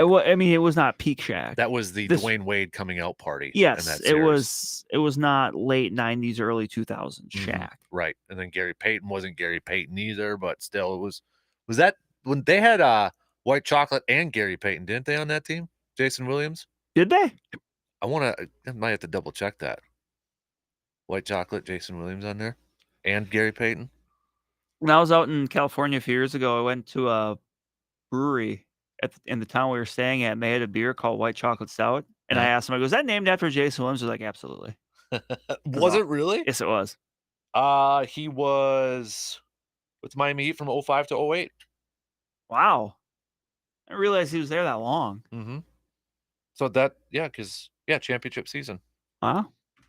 Think about that team. Gary Payton and Jason Williams. Your backcourt right there. Your point guards. The two dudes running the point. The glove. Was it the year before Payton tried to jump on with the Lakers? Yeah, him and Malone. Well, got it the following year. Just followed Shaq. He followed Shaq to there Miami are worse ways to do it. Right? That is. I didn't even think of that. That was because Shaq was in the finals the year prior. But didn't Shaq have some injuries with the Heat in that 05, 06 season a little bit? I have to look it up. You have to look it up. I just feel like Shaq wasn't the Shaq that we remember from that from that season. Let me look it up here quick. I want to see what his stats were. So 05, he did average 30.6. Okay, he averaged 20 points a game. 9.2 rebounds. Okay. He only played 59 games. Okay, so he missed a decent chunk. Yeah, he missed a decent chunk there. Miami. Okay, so Lakers. It's that whole stupid 03-04 sort of thing. So he played for Miami in 04. That developed into 05 and then 05-06. So that was actually his second year in Miami. In his first year in Miami, he did average 22.9 and 10.4. I mean, thanks Karl Malone and Gary Payton for ruining the dynasty that could have been the Lakers there. You come over and you lose to the Pistons in that championship. No answer for Ben Wallace. Got swept in that series. Ooh. I didn't get to watch it because I was camping after I just graduated that year, 04. So I had to go on some maybe trip. It's a good thing. It probably was a good thing. And that was before like you could go on your phone and like if you didn't have like a TV, you weren't watching it. And it wasn't probably on the radio. Mm-hmm. Yeah. All right, let's take a quick break here. We'll finish up the second hour. coming up in just a couple minutes. The Dan Kasper Show will be right back after these words. Got a take on today's topics but can't call in? Then hit us up on Facebook, Twitter, or the text line and let your fingers do the...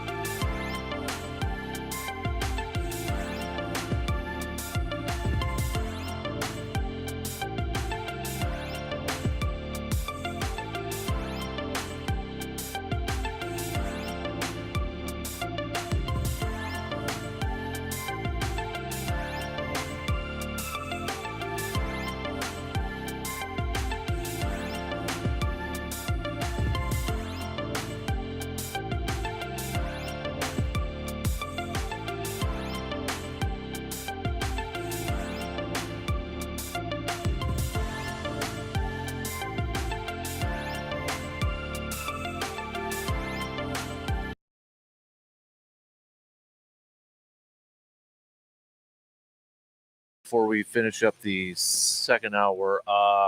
Was Penny on that 05 Heat team? No, he didn't go to the Heat until 07. That was the pinnacle of his career, 04 to 06, when he was with the Knicks. As most people have with their peak career coming with the Knicks. Right. Another text, Kerr walked into a gold mine, though. Well, you could say the same about Phil. Yeah. Phil Jackson, both times. Hey, get to coach the greatest player of all time and then go coach 2 more great players. That's where I used to knock Phil on that, but at the same time, they weren't doing anything before Phil got there. You know what I mean? Like, sometimes you just, and Mark Jackson had a good record with Golden State, which is still kind of questionable how he's never gotten another opportunity to coach for as much as Eagles coaches. Yes. But they took it first year under Kerr, they won a championship and won 67 games. So I don't want to knock Kerr too much on it. Great situation. He did go into a great situation, but Phil did You too. still have to make it work. Still have to make it work. We've seen a lot of teams loaded with talent that don't win. Yeah. I just found out, I keep finding out more how Doc Rivers potentially screwed up an Orlando Magic dynasty with Duncan and Grant Hill and T-Mac. Hot. Could you imagine early 2000s Lakers versus Magic? That would have been awesome. Like not just because of and the just players, assuming like Grant Hill was healthy too. Yeah, just but like not just because of obviously the history there with Shaq, but having Duncan. You mentioned Duncan, T-Mac, and McGrady, or Duncan, T-Mac, and Hill versus Kobe, Shaq, and whoever. Yeah, Glenn Rice maybe one year. And how much fun would that have been? A lot. Oh, that would have been really the summer of Dan. I would have loved.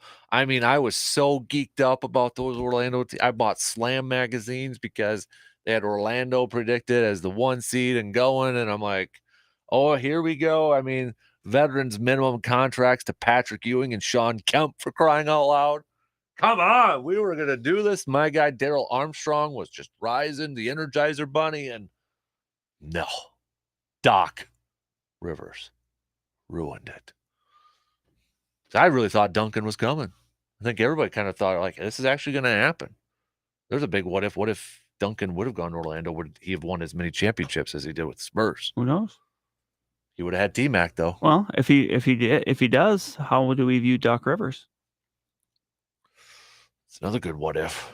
How would you view that? Yeah, because he got fired. Who was it that replaced Doc Rivers after? I can't remember who replaced Doc Rivers, because Chuck Daly was before that, because Penny was there. Yeah. Penny was there for a little bit when Chuck was there. And I remember the 76ers beat Orlando. I think it was like a 2-7 seed in the playoffs. And yeah. But that was when Chuck Daly was doing games on TNT, and I remember watching like games and Orlando fans were chanting for Chuck Daly to come coach, and yeah, he did for a little bit there, but it wasn't the same. Wasn't the same as it was in Detroit for Chuck. What if though? If it was Orlando versus the Lakers, that would have been something. That really would have been something. Sure would have been a heck of a lot more interesting than the Nets and the... Because that would have been what year? I have to look that up. Yeah. Want to know? Like 01? Would it have been 01? When did T-Mac sign? I'll have to look that up.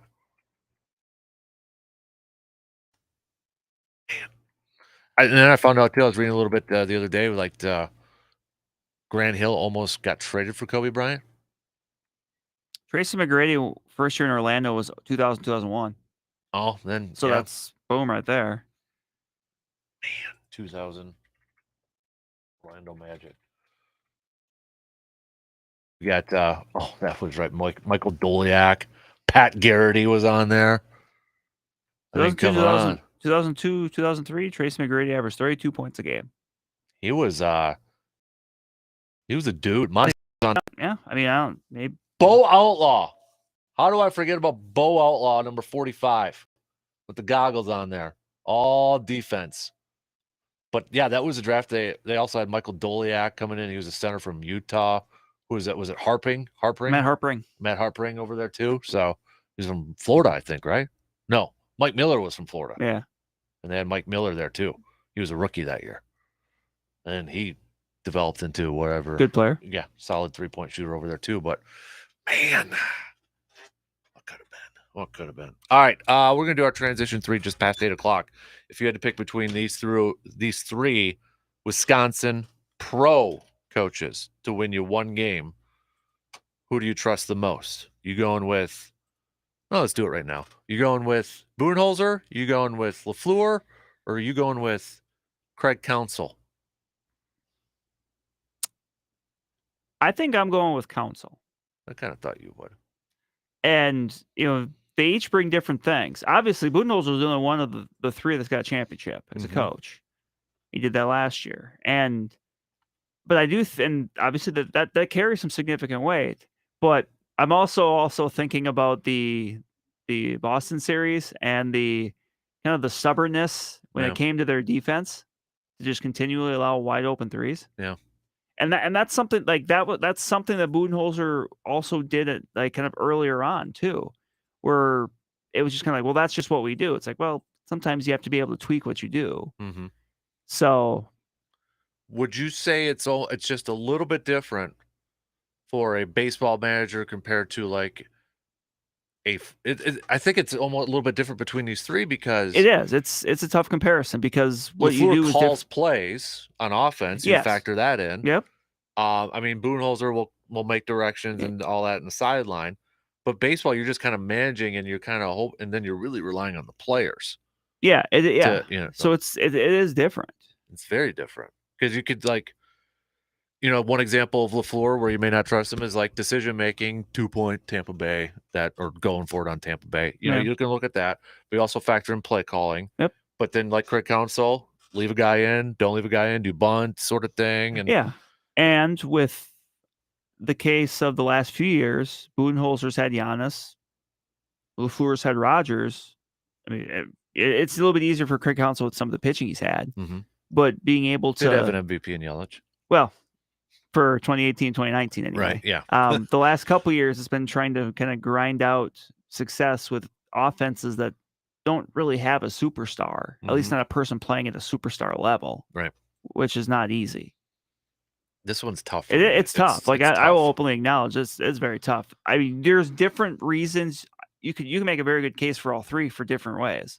I'll tell you, I'm going back and forth between Counsell and LaFleur. Those are my top two. But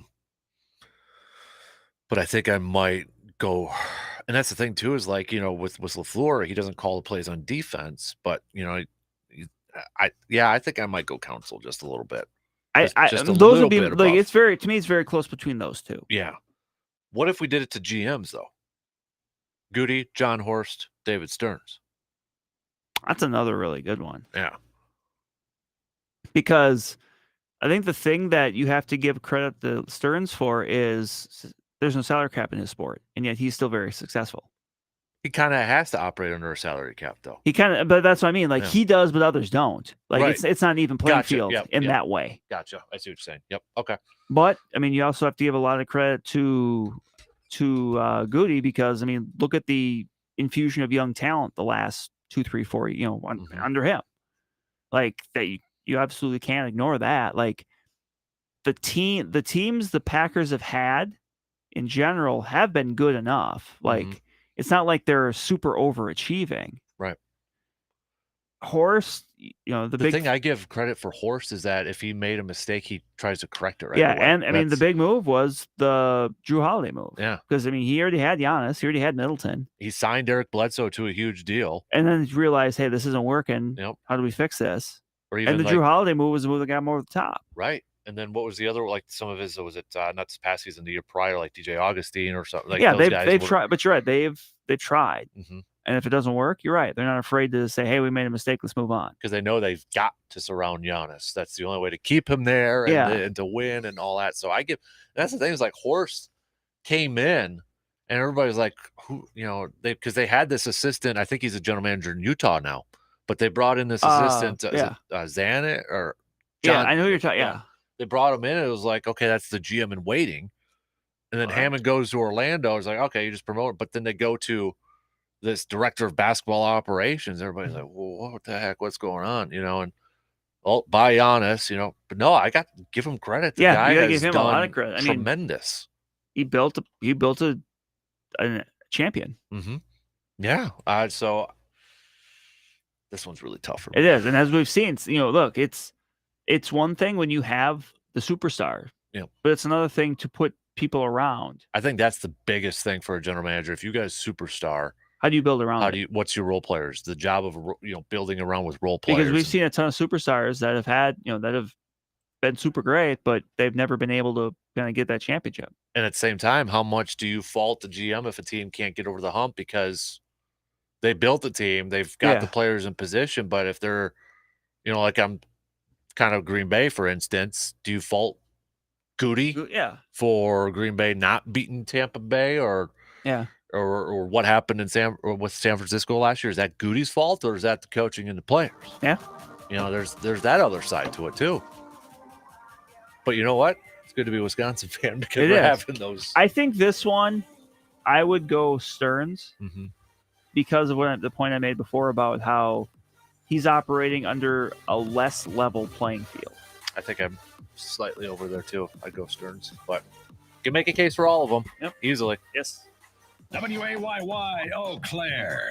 W286.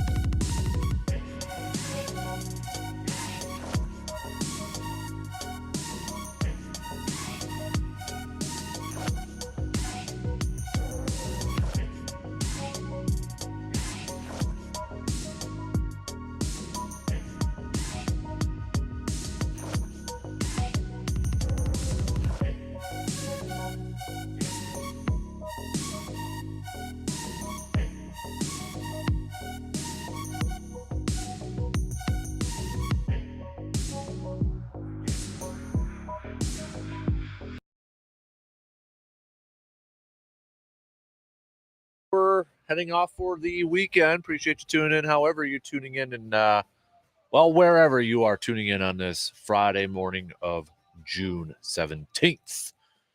Happy Father's Day to everybody out there who are dads. You gonna get your dad anything? Get your little shout out to your dad or anything like that there, B? On Sunday, I'm giving my dad something I know he will appreciate more than anything else. Hams? No. That is a really good lunch. There you go. You got, this weekend, back in our good old days, Brandon, we would be in Gilman right now, or getting ready to head over to Gilman for softball and that stuff. But I don't know. 10 years, I think, was the last time I played there. Same. Actually, no, it'd be 11 for me. The last tourney for my team was 10 years ago. Yes. I was not there for that because I was in Madison covering state softball. I remember that because I think you and I were actually like kind of texting back and forth or something. We were. Yeah. But, oh, yeah. There's a lot going on this weekend, though, around that area because you got Stanley Rodeo. Yep. You got Withy Days. Yeah. I think there's something going on in Cornell as too. I'm not quite sure, but I always thought there was. But get out and see some stuff. Yeah, right. You got some stuff to do. So take that. Looks like out. the weather's going to be nice. Mm-hmm. Yeah, so maybe take that out and all that. But Rain Man Mike had texted a little bit earlier. Kids want to go to the Stanley Rodeo. Then Sunday at my brother's house for poolside grilling and swimming. Should be relaxing, but I haven't had my butt in the boat yet this year. Ooh. Oh, well, it's for the kids. Some years, I guess. Happy Father's Day, Casper Friendly Ghost. Have a great weekend. PS crew, got to sweep for it to be a successful weekend. That was a little bit earlier there, too. So, anybody else got anything planned for Father's Day or for your dads? Let us know. Hit us up with some texts. 715-831-912. Want to do it here. Let's go to the eastern part of the states. This is a cool story from A.J. Dillon. Packers running back A.J. Dillon. So, Feeding America, Eastern Wisconsin, had reached out to Packers running back A.J. Dillon about a campaign to fight child hunger in Wisconsin. Dillon said he was immediately on board, and a big reason why was because of his 10-year-old little sister, Olivia, who has been working hard to help solve the same issue. She ran for Connecticut's kid governor last fall, platforming on the issue of child food insecurity, which is prevalent in their hometown of New London, Connecticut. She currently serves on the 2022 Kid Governor's Cabinet, raising money and awareness to address the issue in the state. Now, A.J. Dillon is looking to do the same thing here in Wisconsin, which is a terrific story. If you want to check it out more, you can go online and solve that. At $25,000 donation just a few days ago. So just cool little stories. It's especially when you factor in his 10-year-old sister. Yeah, there's a connection with it. Yeah, like I can remember when I was 10 a little bit. I wasn't doing anything like that. To hear kids at that age that are putting the effort in to do that much good and help so many people, like you're right. I did not have that worldview at that age. Yeah, I was more worried about, okay, is this going to be the year Green Bay is going to win Super Bowl 31? I was worried about not getting poor marks in my penmanship, which I still don't grade very well. Yeah, I got bad ones there. But no, I'm like, I was in 5th grade and I was worried about basketball. I was worried about, okay, who's going to be on what's team on football at recess? Not about issues like that. Yeah. So that's a big shout out to those kiddos out there like that. So nice Feel Good Friday story right there. All right, we're getting about 10 past the hour here. Brewers taking on the Reds. Do you agree with Mr. Rainman Mike? For it to be a successful weekend, the Brewers have to sweep the Reds. My baseline is always win the series, and I feel like now that especially just because they need to, right. It's not time to, I'm not freaking out, but like you need to beat a team you're better than. Right. Like, I think I would feel good coming out with a series win. I'd feel really good coming out with a sweep. It sure would be nice with St. Louis coming to town for 4. Mm-hmm. So, I mean, I can definitely see it. Like, I understand the sentiment. Right. And then there's a little bit with Ashby. I mean, they might be down another pitcher when Brandon Woodruff, I don't think is going to be ready for that St. Louis series. No, he's going on a rehab start tomorrow. Yeah. So you'll probably give him 2. Because he talks about maybe doing one in Appleton too. Yeah, so I mean, you're probably looking that last week of June, maybe that road trip Tampa Bay, Pittsburgh. Right. So if you got no Ashby, I mean, you're talking another Ethan Small appearance. Yeah, I mean, it did sound a little bit encouraging with the news out of Ashby. We'll learn more today, but you're right. If it's worst case scenario, he's out. Yeah, maybe you're going back to Ethan Small. Maybe, I mean, they're fortunate to get what they've gotten out of Jason Alexander so far. That's not what you're going to get all the time. And coming up, the Reds are playing a lot better. Like the Reds, remember the Reds started the year awful, very bad, and now they've they caught. Actually, I think they might have passed with the loss yesterday. The Cubs. Yeah, they're tied up in the. They're tied. Right Okay, now. okay. Yep. So, but the Reds are playing a lot better baseball. Joey Votto a little bit. Tommy Pham is always a nuisance in your fantasy football league, but. Well, even like Hunter Green, I know the Brewers lit him up in their first appearance, but he's pitched a lot better. Yeah. I know he's coming off of a bad one, but look at the other prior start. He's been pitching pretty solid too, and we know he throws hard. I mean, that's not going to be a walk in the park, especially with the way the Brewers are playing. And then you walk into St. Louis and Toronto, two really good teams. You got Ashcroft, who's 3-0 so far for the Reds, going up against the Summer of George, Jason Alexander tomorrow, and then Hauser going up against Minor, and both. Those guys have kind of been struggling a little bit as a little bit. Minor being the lefty, I mean, that's the Brewers have struggled against lefties. So, right. And Hauser struggled as well. I mean, he's the thing that always comes back to with him is being able to land a breaking ball, and that's something he struggled with. I mean, he's got a great sinker, but you need more than that, right? So, I feel like they're going to win the series. I don't know if I'll predict a sweep though. I feel like they're going to would love to see it, but I'm with you. I think you win the series. No. And then hopefully you get a little something going on for next week. I mean, it's the one thing I think we always kind of talk about after they put up the 10 runs and Craig Counsell's win that made him the most winning manager. It's like, okay, their offense probably gonna like not do anything the next day, like save some runs. Yeah. They still hit the ball 11 times yesterday. And they scored 4 runs. I mean, I've talked about it before that to me 4 runs is the threshold. Like during this stretch, like everyone's been at fault. But I think if I had to put what was number one, I would say the pitching. Yeah. Because I think that there's been cases where, not all the time, but in many cases where the offense has done enough. And it hasn't just, it's been the injury, but also, I mean, Corbin Burns in his previous start when he pitched against the Phillies, he didn't pitch very deep into the game. Like it was. Whenever you have a streak like this, it's not just one thing. It's not like, oh, the offense is awesome, the defense is awesome, but the pitching laying us down or anything else. Like, if I can, I will clean this up a little bit for radio, but if I can paraphrase one of my favorite movies, Basketball, with when talking to Reamer after they lost the Denzel Cup, he's like, "What happened?" He goes, "Well, it's a team game, and it took everyone on this team to mess this up." I love that quote. That's a great. And quote. that's the for radio version. Yeah. You look at Lauer too, and he's coming off perhaps his worst start where he allowed 8 earned runs against the Nationals. So, I mean, I feel good about him potentially bouncing back tonight. The Alexander one, like you, it's still kind of a wild card. I mean, because I think you can maybe make a case that he's been pitching a bit above his head because when you're a pitch to contact guy, I mean, he's gotten out of some jams, and that's not always going to happen. But at the same time, he's put up good efforts. Like in that, for a guy in that spot, that's all you can ask for is give him a chance. Right. And then we got Hauser on Sunday.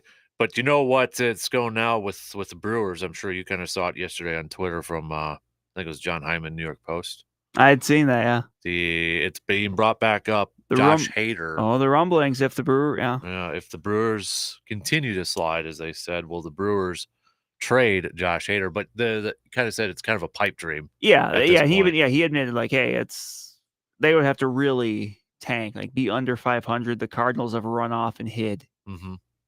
I think Tom Hodgecourt had retweeted. He doesn't cover the Brewers anymore. No, he's retired, but obviously he still keeps track. Right, exactly. And what did he say? He said something like, "If the Brewers want to stop winning." Yeah, the day they trade. Yeah, the day that I think it was something along the lines of the day they trade Josh Hader is the day they decide they don't want to win anymore. Right, or something like that. Yep. Let me bring it up here, so we get it to exactly right here.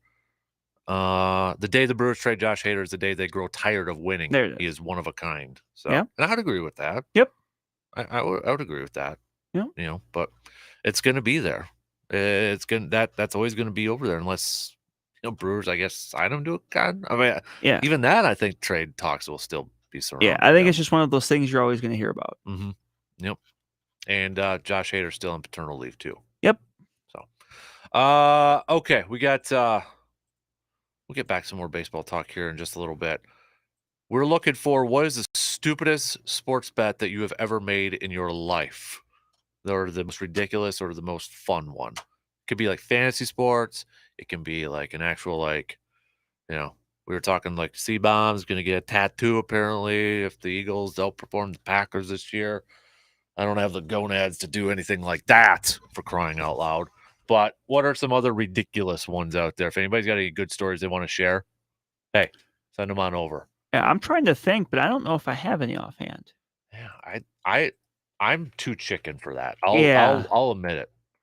I am way too chicken to do anything like that. But I'm always up for a good story if anybody's got some good ones, fantasy football or anything like that. Like, yeah, I can recall, but the things I've bet, like I remember, friend of mine and I made a bet. He was a big Rich Rodriguez fan, especially when he was at West Virginia. Obviously, we know he went to Michigan, didn't work there. Right. And when Rich Rodriguez got hired by Arizona, I made a bet with him over who would make the Pac-12 title game first, Mike Leach or Rich Rodriguez. That's your boy, Mike Leach. Though. I know. Rodriguez did. But we bet a case of hams. Oh, that's it? Okay, yeah. And we were both hams drinkers, so I mean, nobody was, it wasn't, but that's it. Like, it wasn't anything too, like, ridiculous. Yeah, I know you guys or gals out there have some, so open up. There's people, there's many of you out there that are a lot crazier than I am. Yeah, I get too nervous doing stuff like that. So I want to ask you this, because we had it yesterday, and it was a really popular topic on the texting line. We had a couple of them out there, but I thought this was a good one. So, because yesterday was the anniversary when Kareem was traded to the Lakers, and you've seen it on socials. Like, it happened while I was talking about yesterday. When you see this team's logo, who's the first person you think of? Like, everybody's doing that right now, and you're rolling your eyes too, like I was. Like, okay, I get it. The quest for impressions. Right. Yeah. So I switched it, and I said, let's make it a little bit more difficult. This player, but think of the team that associated. So like Kareem for me is, yes, he played for the Bucks, but you think he's a Laker. Yeah, he's a Laker. Yep. And Kent had a good one. Our listener Kent had a good one. Bo Jackson. Do you think of him as football or baseball? And I went with football, and a lot of it has to do with Tecmo Bowl. Yeah, and it's funny you said that when you said the second you said Bo Jackson, the first thing I thought of was him playing football at Auburn. And I remember I didn't grow up like I didn't necessarily like watch it, but that's just what I think of. Right. But yeah, I thought that's a really good one, because you're not only dealing with team, it's dealing with sport. Right. Deion's a good one. I view him more 49ers-ish, and maybe that's because I don't want to view him as a Cowboy, but that's I was thinking of some other players like that who are like, because Charles Woodson would be one for some people out there. I know maybe Reggie White is a little bit too for Philly and Green Bay, but Carolina. that great year in Carolina. It's like me, I view Chris Carter as a Miami Dolphin.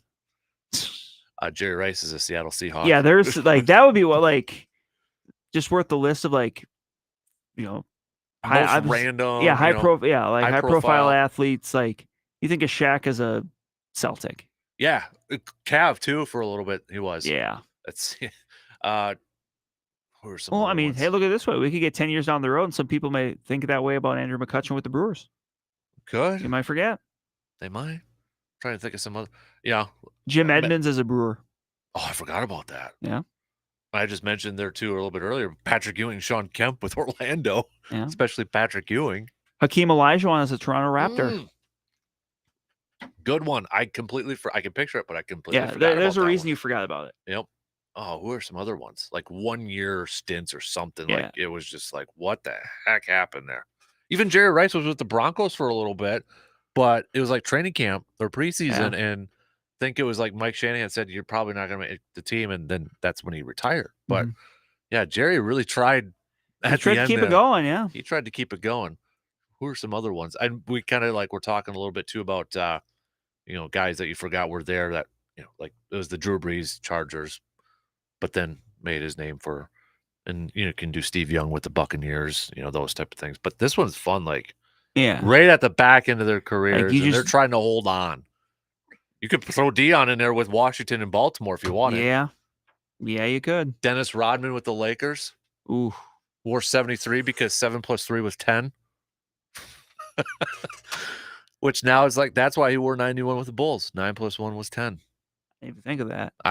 Yeah, 10 for, that was his number with the Pistons and Spurs. I feel like some people forget he played for the Spurs too. Yeah. Dennis Rodman. Because you remember the Bad Boys Yep. and you remember the Bulls. Yep. And Spurs are right in the middle, Yep. right in between there. Oh man, who are some other 1 year like hanging on to? I feel like the NBA is good for it. Very good for it. Then you I mean, just had, we talked before. Karl Malone's a Laker.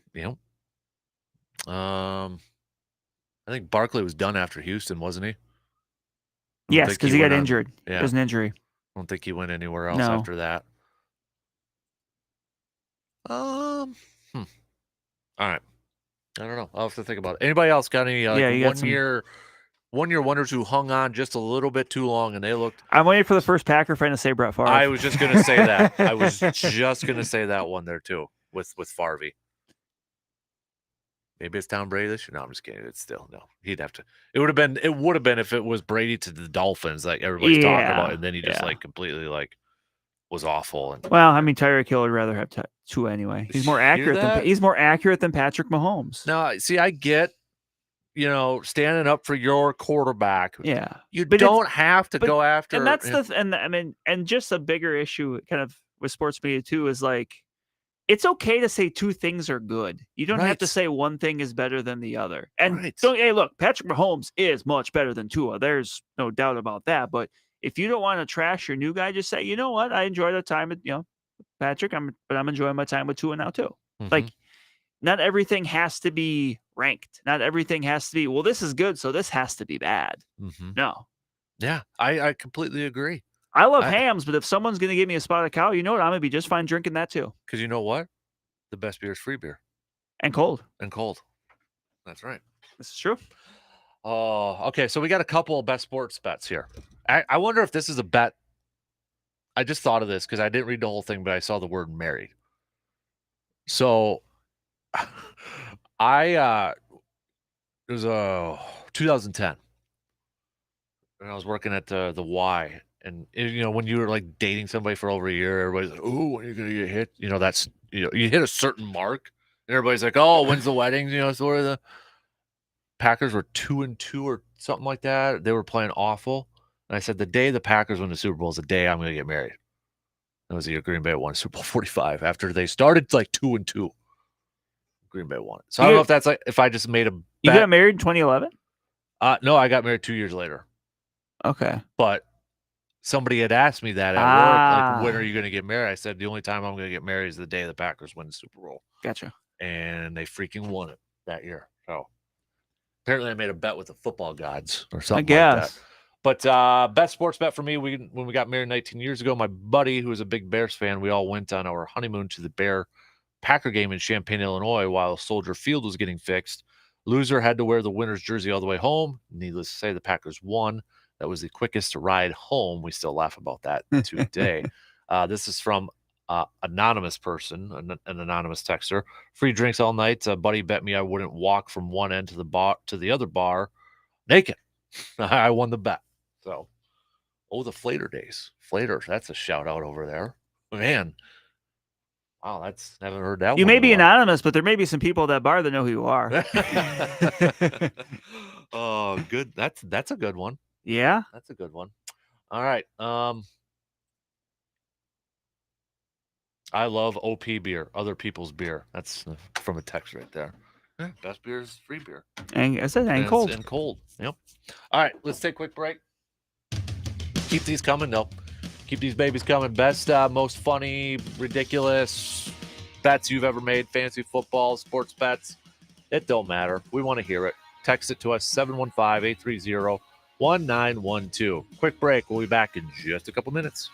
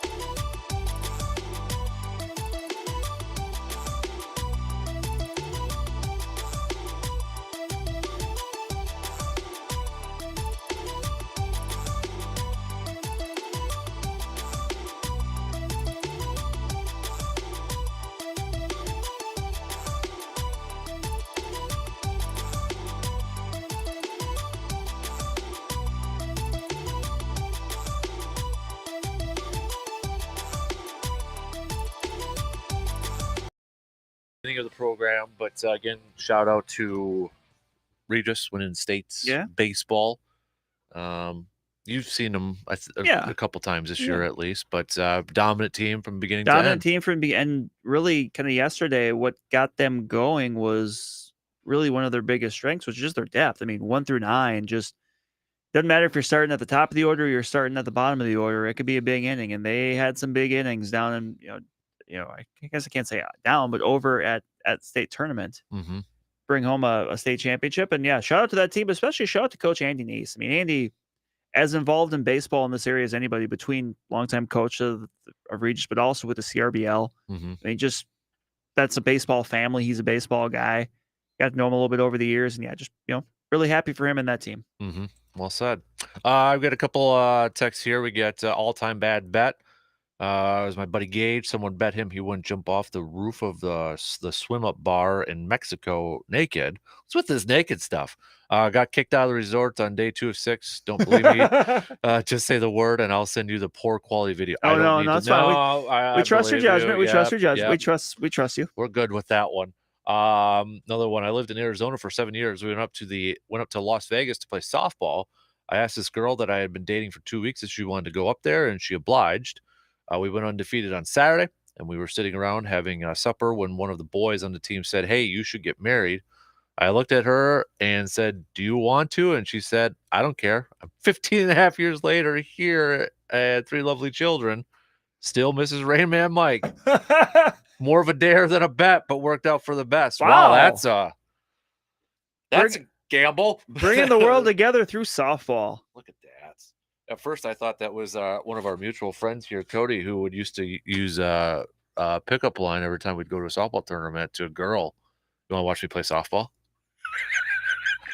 That was his pickup line. Well, Cody's pretty good at softball, that was actually a pretty good pickup line, I think. But that's I witnessed that one time. I'm like, did you just say that?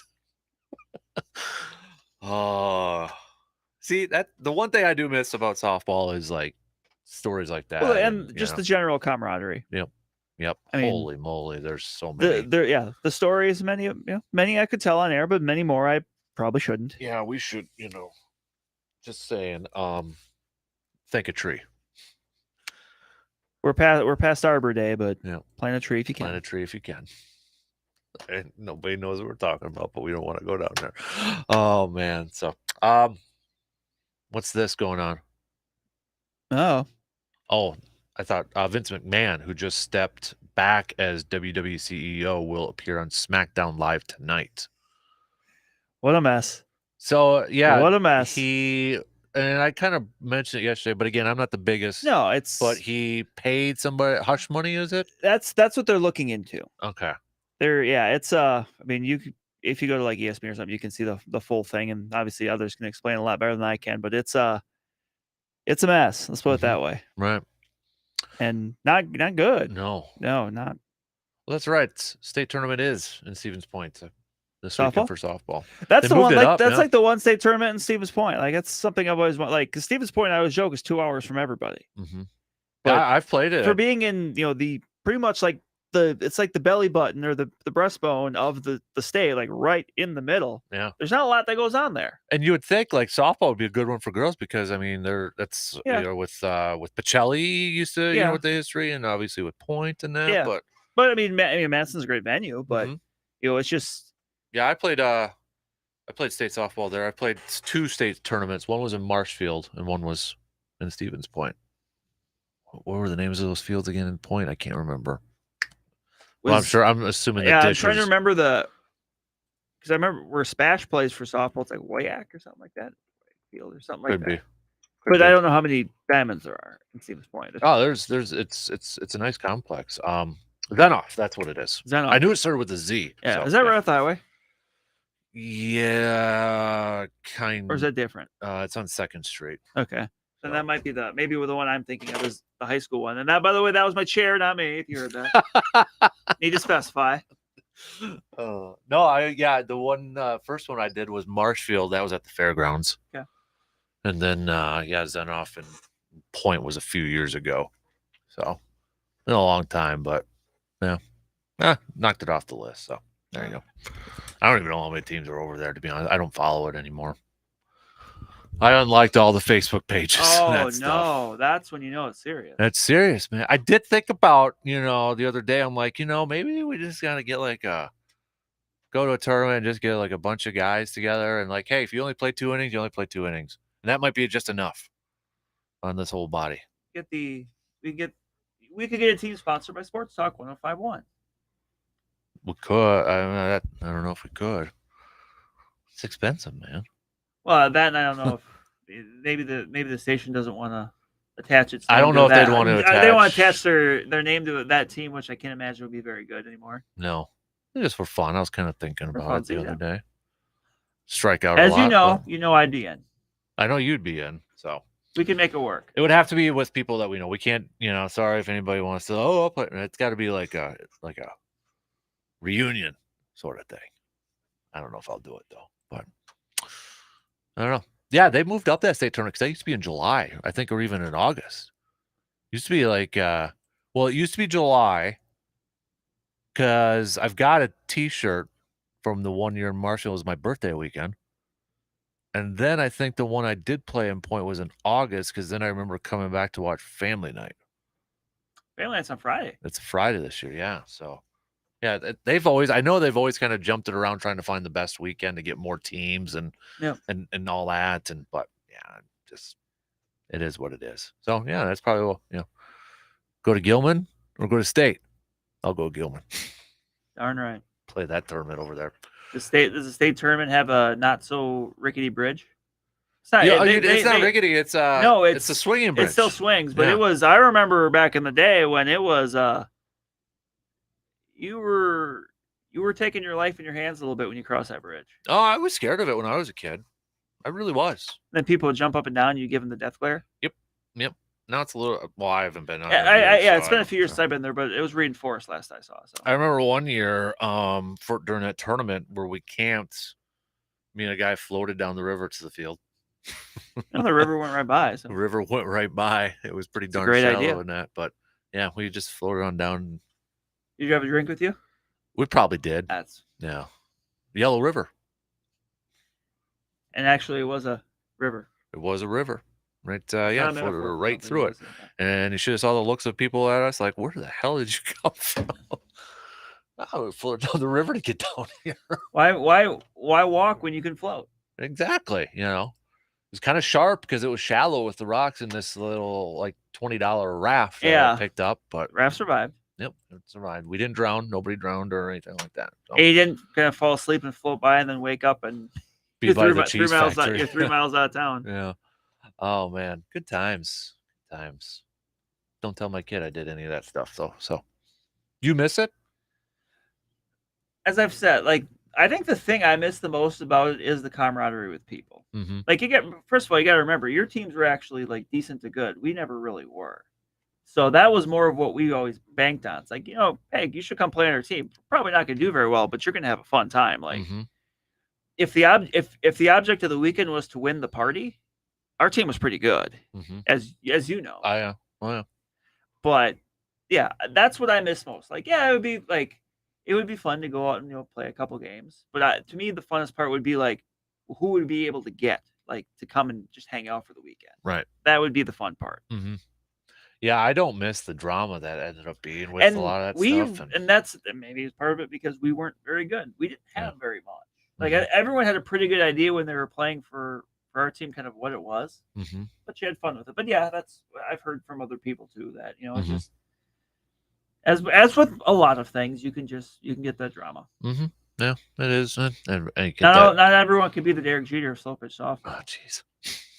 I know. You are regretting sharing that Facebook anniversary post with me. God. That might be a good segment. What's on the Facebook memories today? Yeah, cringe. I was say cringeworthy Facebook, which I've got some myself. Like some ones that like nothing. I'm gonna be like, oh, I better delete that. That's scandalous. Just like, oh, come on now. Like, what? Oh, speaking of which, you know what showed up on my memories? What's that? 10 years ago today is when we won Gilman. That there was you the go. last time we were there. So look at that. There you go. Ha. That's okay. That's the only thing that showed up in my memories. Everything else made room for the important stuff. That was when we dominated that year. We swept through the whole thing. That's because I wasn't there. That's true. That's true. So that's the only thing that was on my memories. Nothing embarrassing. How about that? I was really expecting to get something, ridiculous, especially from 2007. Like 2007, I was just bad. Hey, this is a pretty good one. 8 years ago today, I apparently got, which I think is my last Brewers jersey purchase. Craig Counsell jersey. How about that? It's the pinstripe one. It's the pinstripe one. Do you still wear that? Yes. Okay. Have you been wearing it lately? That's why the Brewers have been I've done sucking? now is because I've got a fair amount of jerseys, so like I will basically every year try to find the quote unquote lucky one. If I wear one and they win, I'll keep wearing it. The first game I won, they won. So I'm actually going to the Brewer game next Thursday with the Cardinals. So I will be wearing my Carlos Villanueva jersey because I wore it the first game I went to this year and they won. Okay. Like last year, it was my Jeff Jenkins jersey. Okay. Because you don't wear the Yelich one. I don't have a Yelich one. That's my mom. Oh, that's your mom. Yeah. That's right. Yep. But I've got other ones. Like I've got like a Robin Yount. I think I got an old Ryan Braun one that I got. There's something else in there too. See, like I don't know if it's me getting older now, but I've got a crap ton of jerseys, and like now I'm just kind of like I can't get rid of that, but I'm getting to a point now where I'm actually starting to get rid of stuff. From the man cave.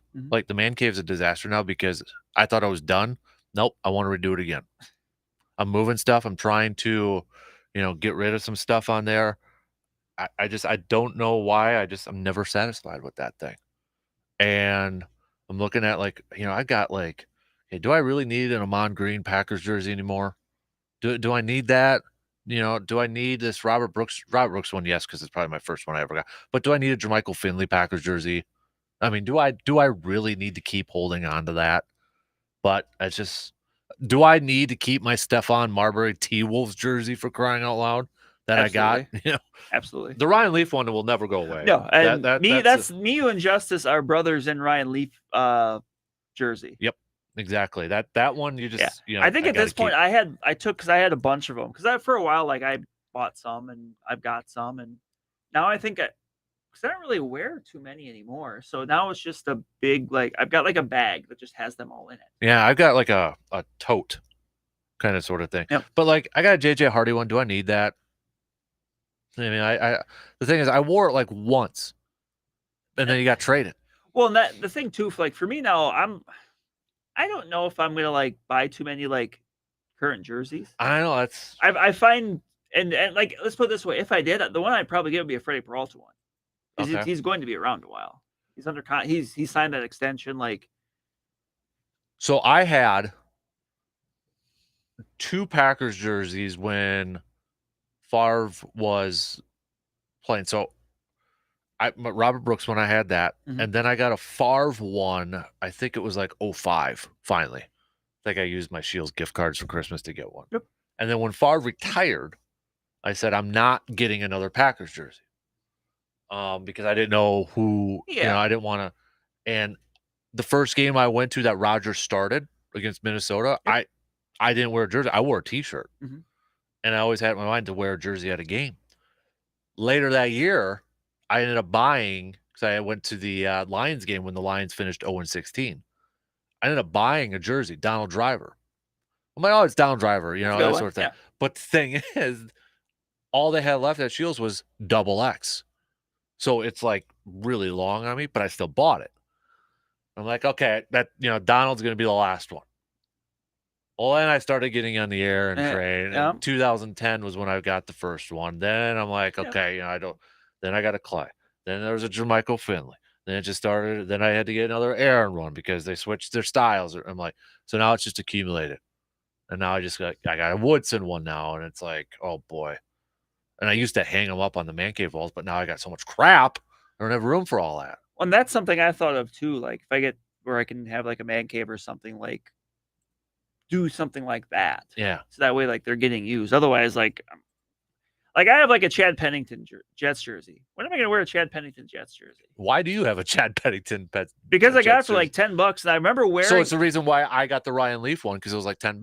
Yeah. Well, Okay. the Ryan Leaf one I got specifically because it was Ryan Leaf. But like, because when I was in college, I played in intramurals flag football, and what our team did for jerseys was we would just wear football jerseys.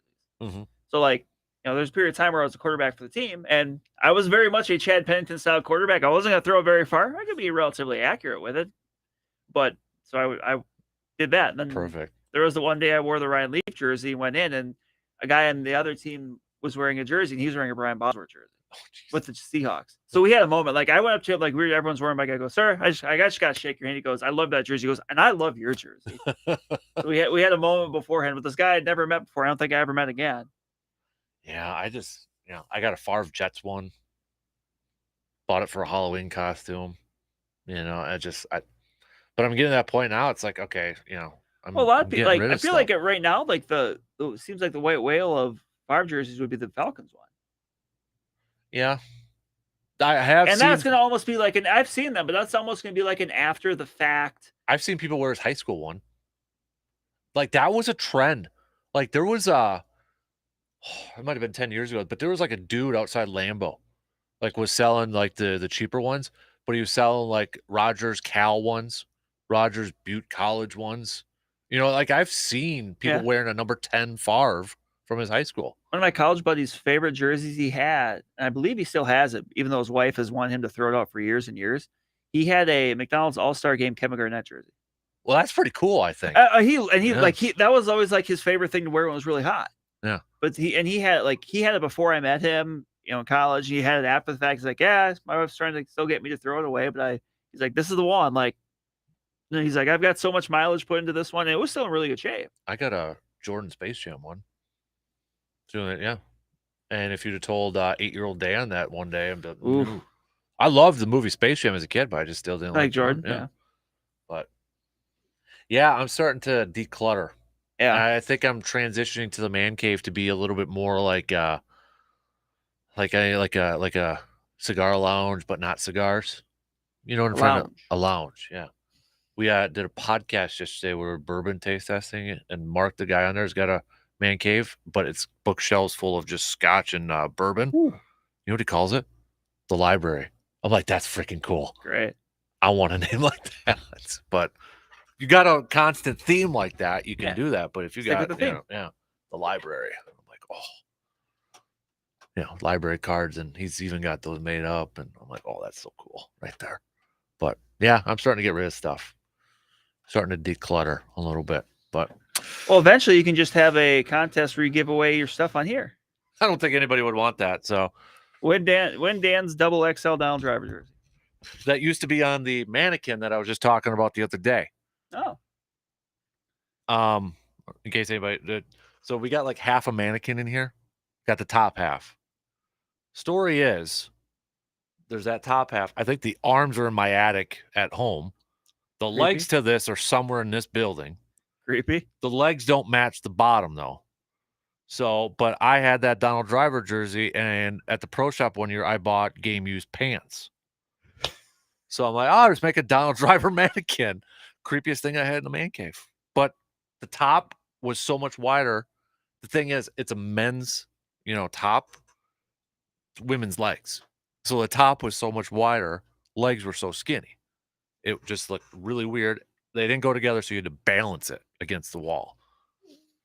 But now it has a green jacket, Man Cave podcast shirt, and a Jason mask. Because I don't know what else to do with it. The legs are, for some reason, in my attic yet, I think in a tub, but the legs are floating around here somewhere in this building because I put them up in the ceiling in somebody's office, and the legs were just hanging down. So no idea where those are at. But all right, let's take our final break here. Enough with the rambling. We'll cover some bases and all that good stuff. Final predictions. We'll do some Stanley Cup ones too. We got some Brewers. You're giggling. Do you have something to say on the air? I mean, I could, but not on it. All right. I'll clear it with you first. Quick break. We'll be back. You're listening to The Dan Kasper Show.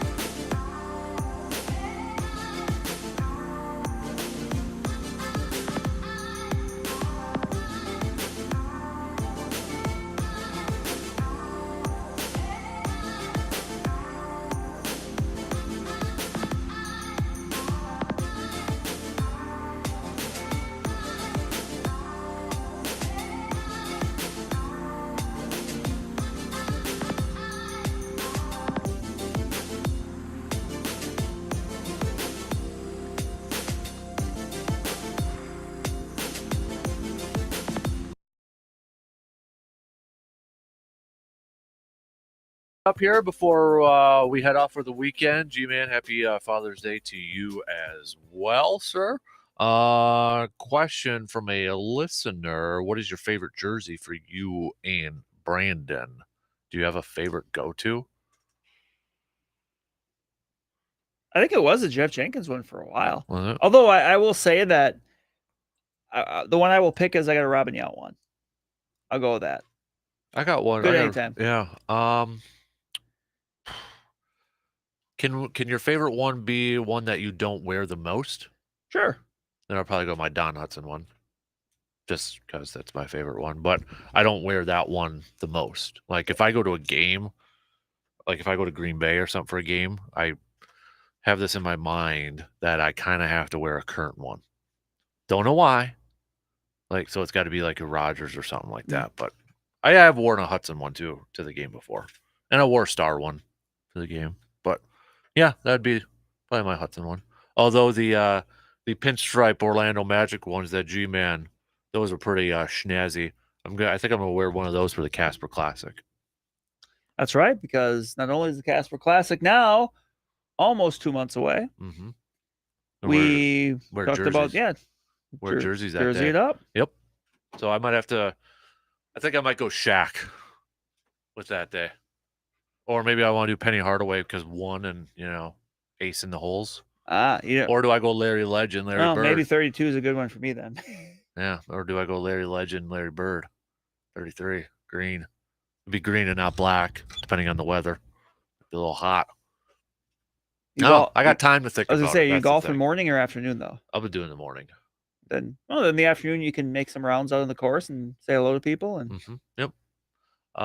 There is a reminder. We have Steve from Eau Claire. He's looking for a partner. He said great short game. So if anybody, there we go. We might maybe we'll do like a free agent list.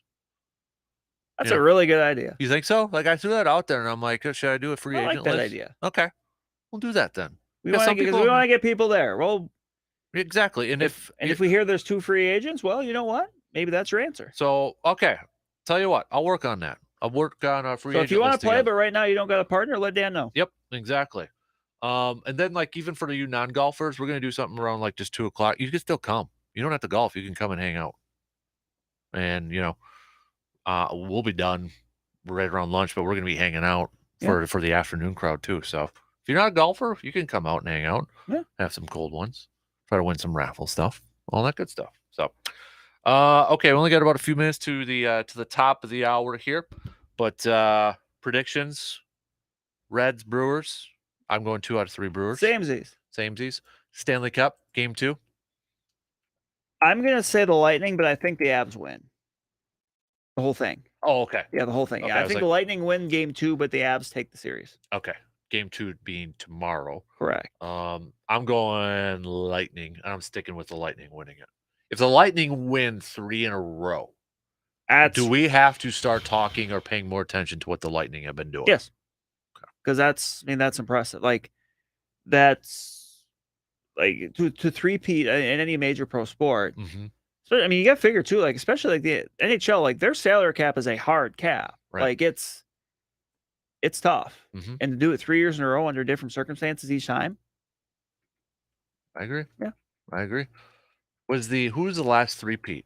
Was it the Lakers? In any sport? Yeah. Might be. Was that the last one? Shaq and Kobe? And then NHL might have been, was it the Oilers maybe in the 80s? I forget, but. Yeah, I'm trying to. Because only won 2 in a row, right? Was that 02-03? When they beat the Eagles in one of them, and who was the other one that they beat? The last NHL one was the Islanders 1980-83. Okay. But. Right. Trying to think. Yeah, okay. It says here, this article, NBA, it would be the Lakers with Shaq and Kobe. They don't have anybody for the NFL because nobody won it 3 in a row. Yeah. Right? That's right, isn't it? I believe that's correct. Okay. Okay. That makes sense. Because, yeah, the Steelers, when they won their 4, it was 4-5. 2 lost 2. That's right. Green Bay was close. Well, not really. I mean, Super Bowl 1, 2. Yeah, 2, somehow, yeah. And then, 3 after that. But All right. Yeah, but no. Anyways, we will. Yeah, I'm gonna stick with the Lightning. I'm gonna go with Lightning in 7. We got the Warriors one right though. We picked. We Warriors did. in 6. So now we get the NBA draft next week. How much are you gonna be paying attention to that thing? Well, I will. I mean, the issue for me is, like I mentioned, I'm going to the Brewer game, so I'll be coming back for that. But I always like the NBA draft, and I love the fact that the NBA they're able to go right from the playoffs right into, hey, the draft's the next week, right? And then it's free agency that opens. Like, it just comes quick. I'll be paying attention to it just because I want to see where Davis goes. Where's Johnny Davis go? And remember, the Bucks do have a first round pick. I believe no second rounder, but yeah. So we'll see what happens there. Do they keep it? Do they trade it? What happens? Yeah. There's options. This is, I think, now that the NBA offseason is going to be here for the Bucks, they've got some decisions to make with Brook Lopez. Bobby Portis has a player option, but now you got to start thinking about, do you extend Chris Middleton? Yeah. Because that contract there too, and maybe trying to lower that a little bit. But yeah, a couple interesting decisions on John Horst here. I mean, if it came down to it, I'd rather have Bobby Portis than Brook Lopez, I think. Just kind of this trend. I mean, maybe it's just my everlasting defense. Brook is a great interior defense, but do they have to focus more on perimeter defense? Well, maybe they need to focus more on perimeter defense with the actual tactics. That too. And, actually guarding when teams are shooting from the perimeter. Right. That too. So maybe that Celtics series is still fresh in my mind and chucking up the threes and making them. And... Yeah. All right. That's going to do it for us. DP and a dance are up next. Happy Father's Day, everybody. Enjoy the weather. Enjoy the weekend. Appreciate you tuning in and participating in the program all week. Let's do it again starting on Monday, just past 6 a.m. Talk to you then. You're listening to the Dan Patrick Show.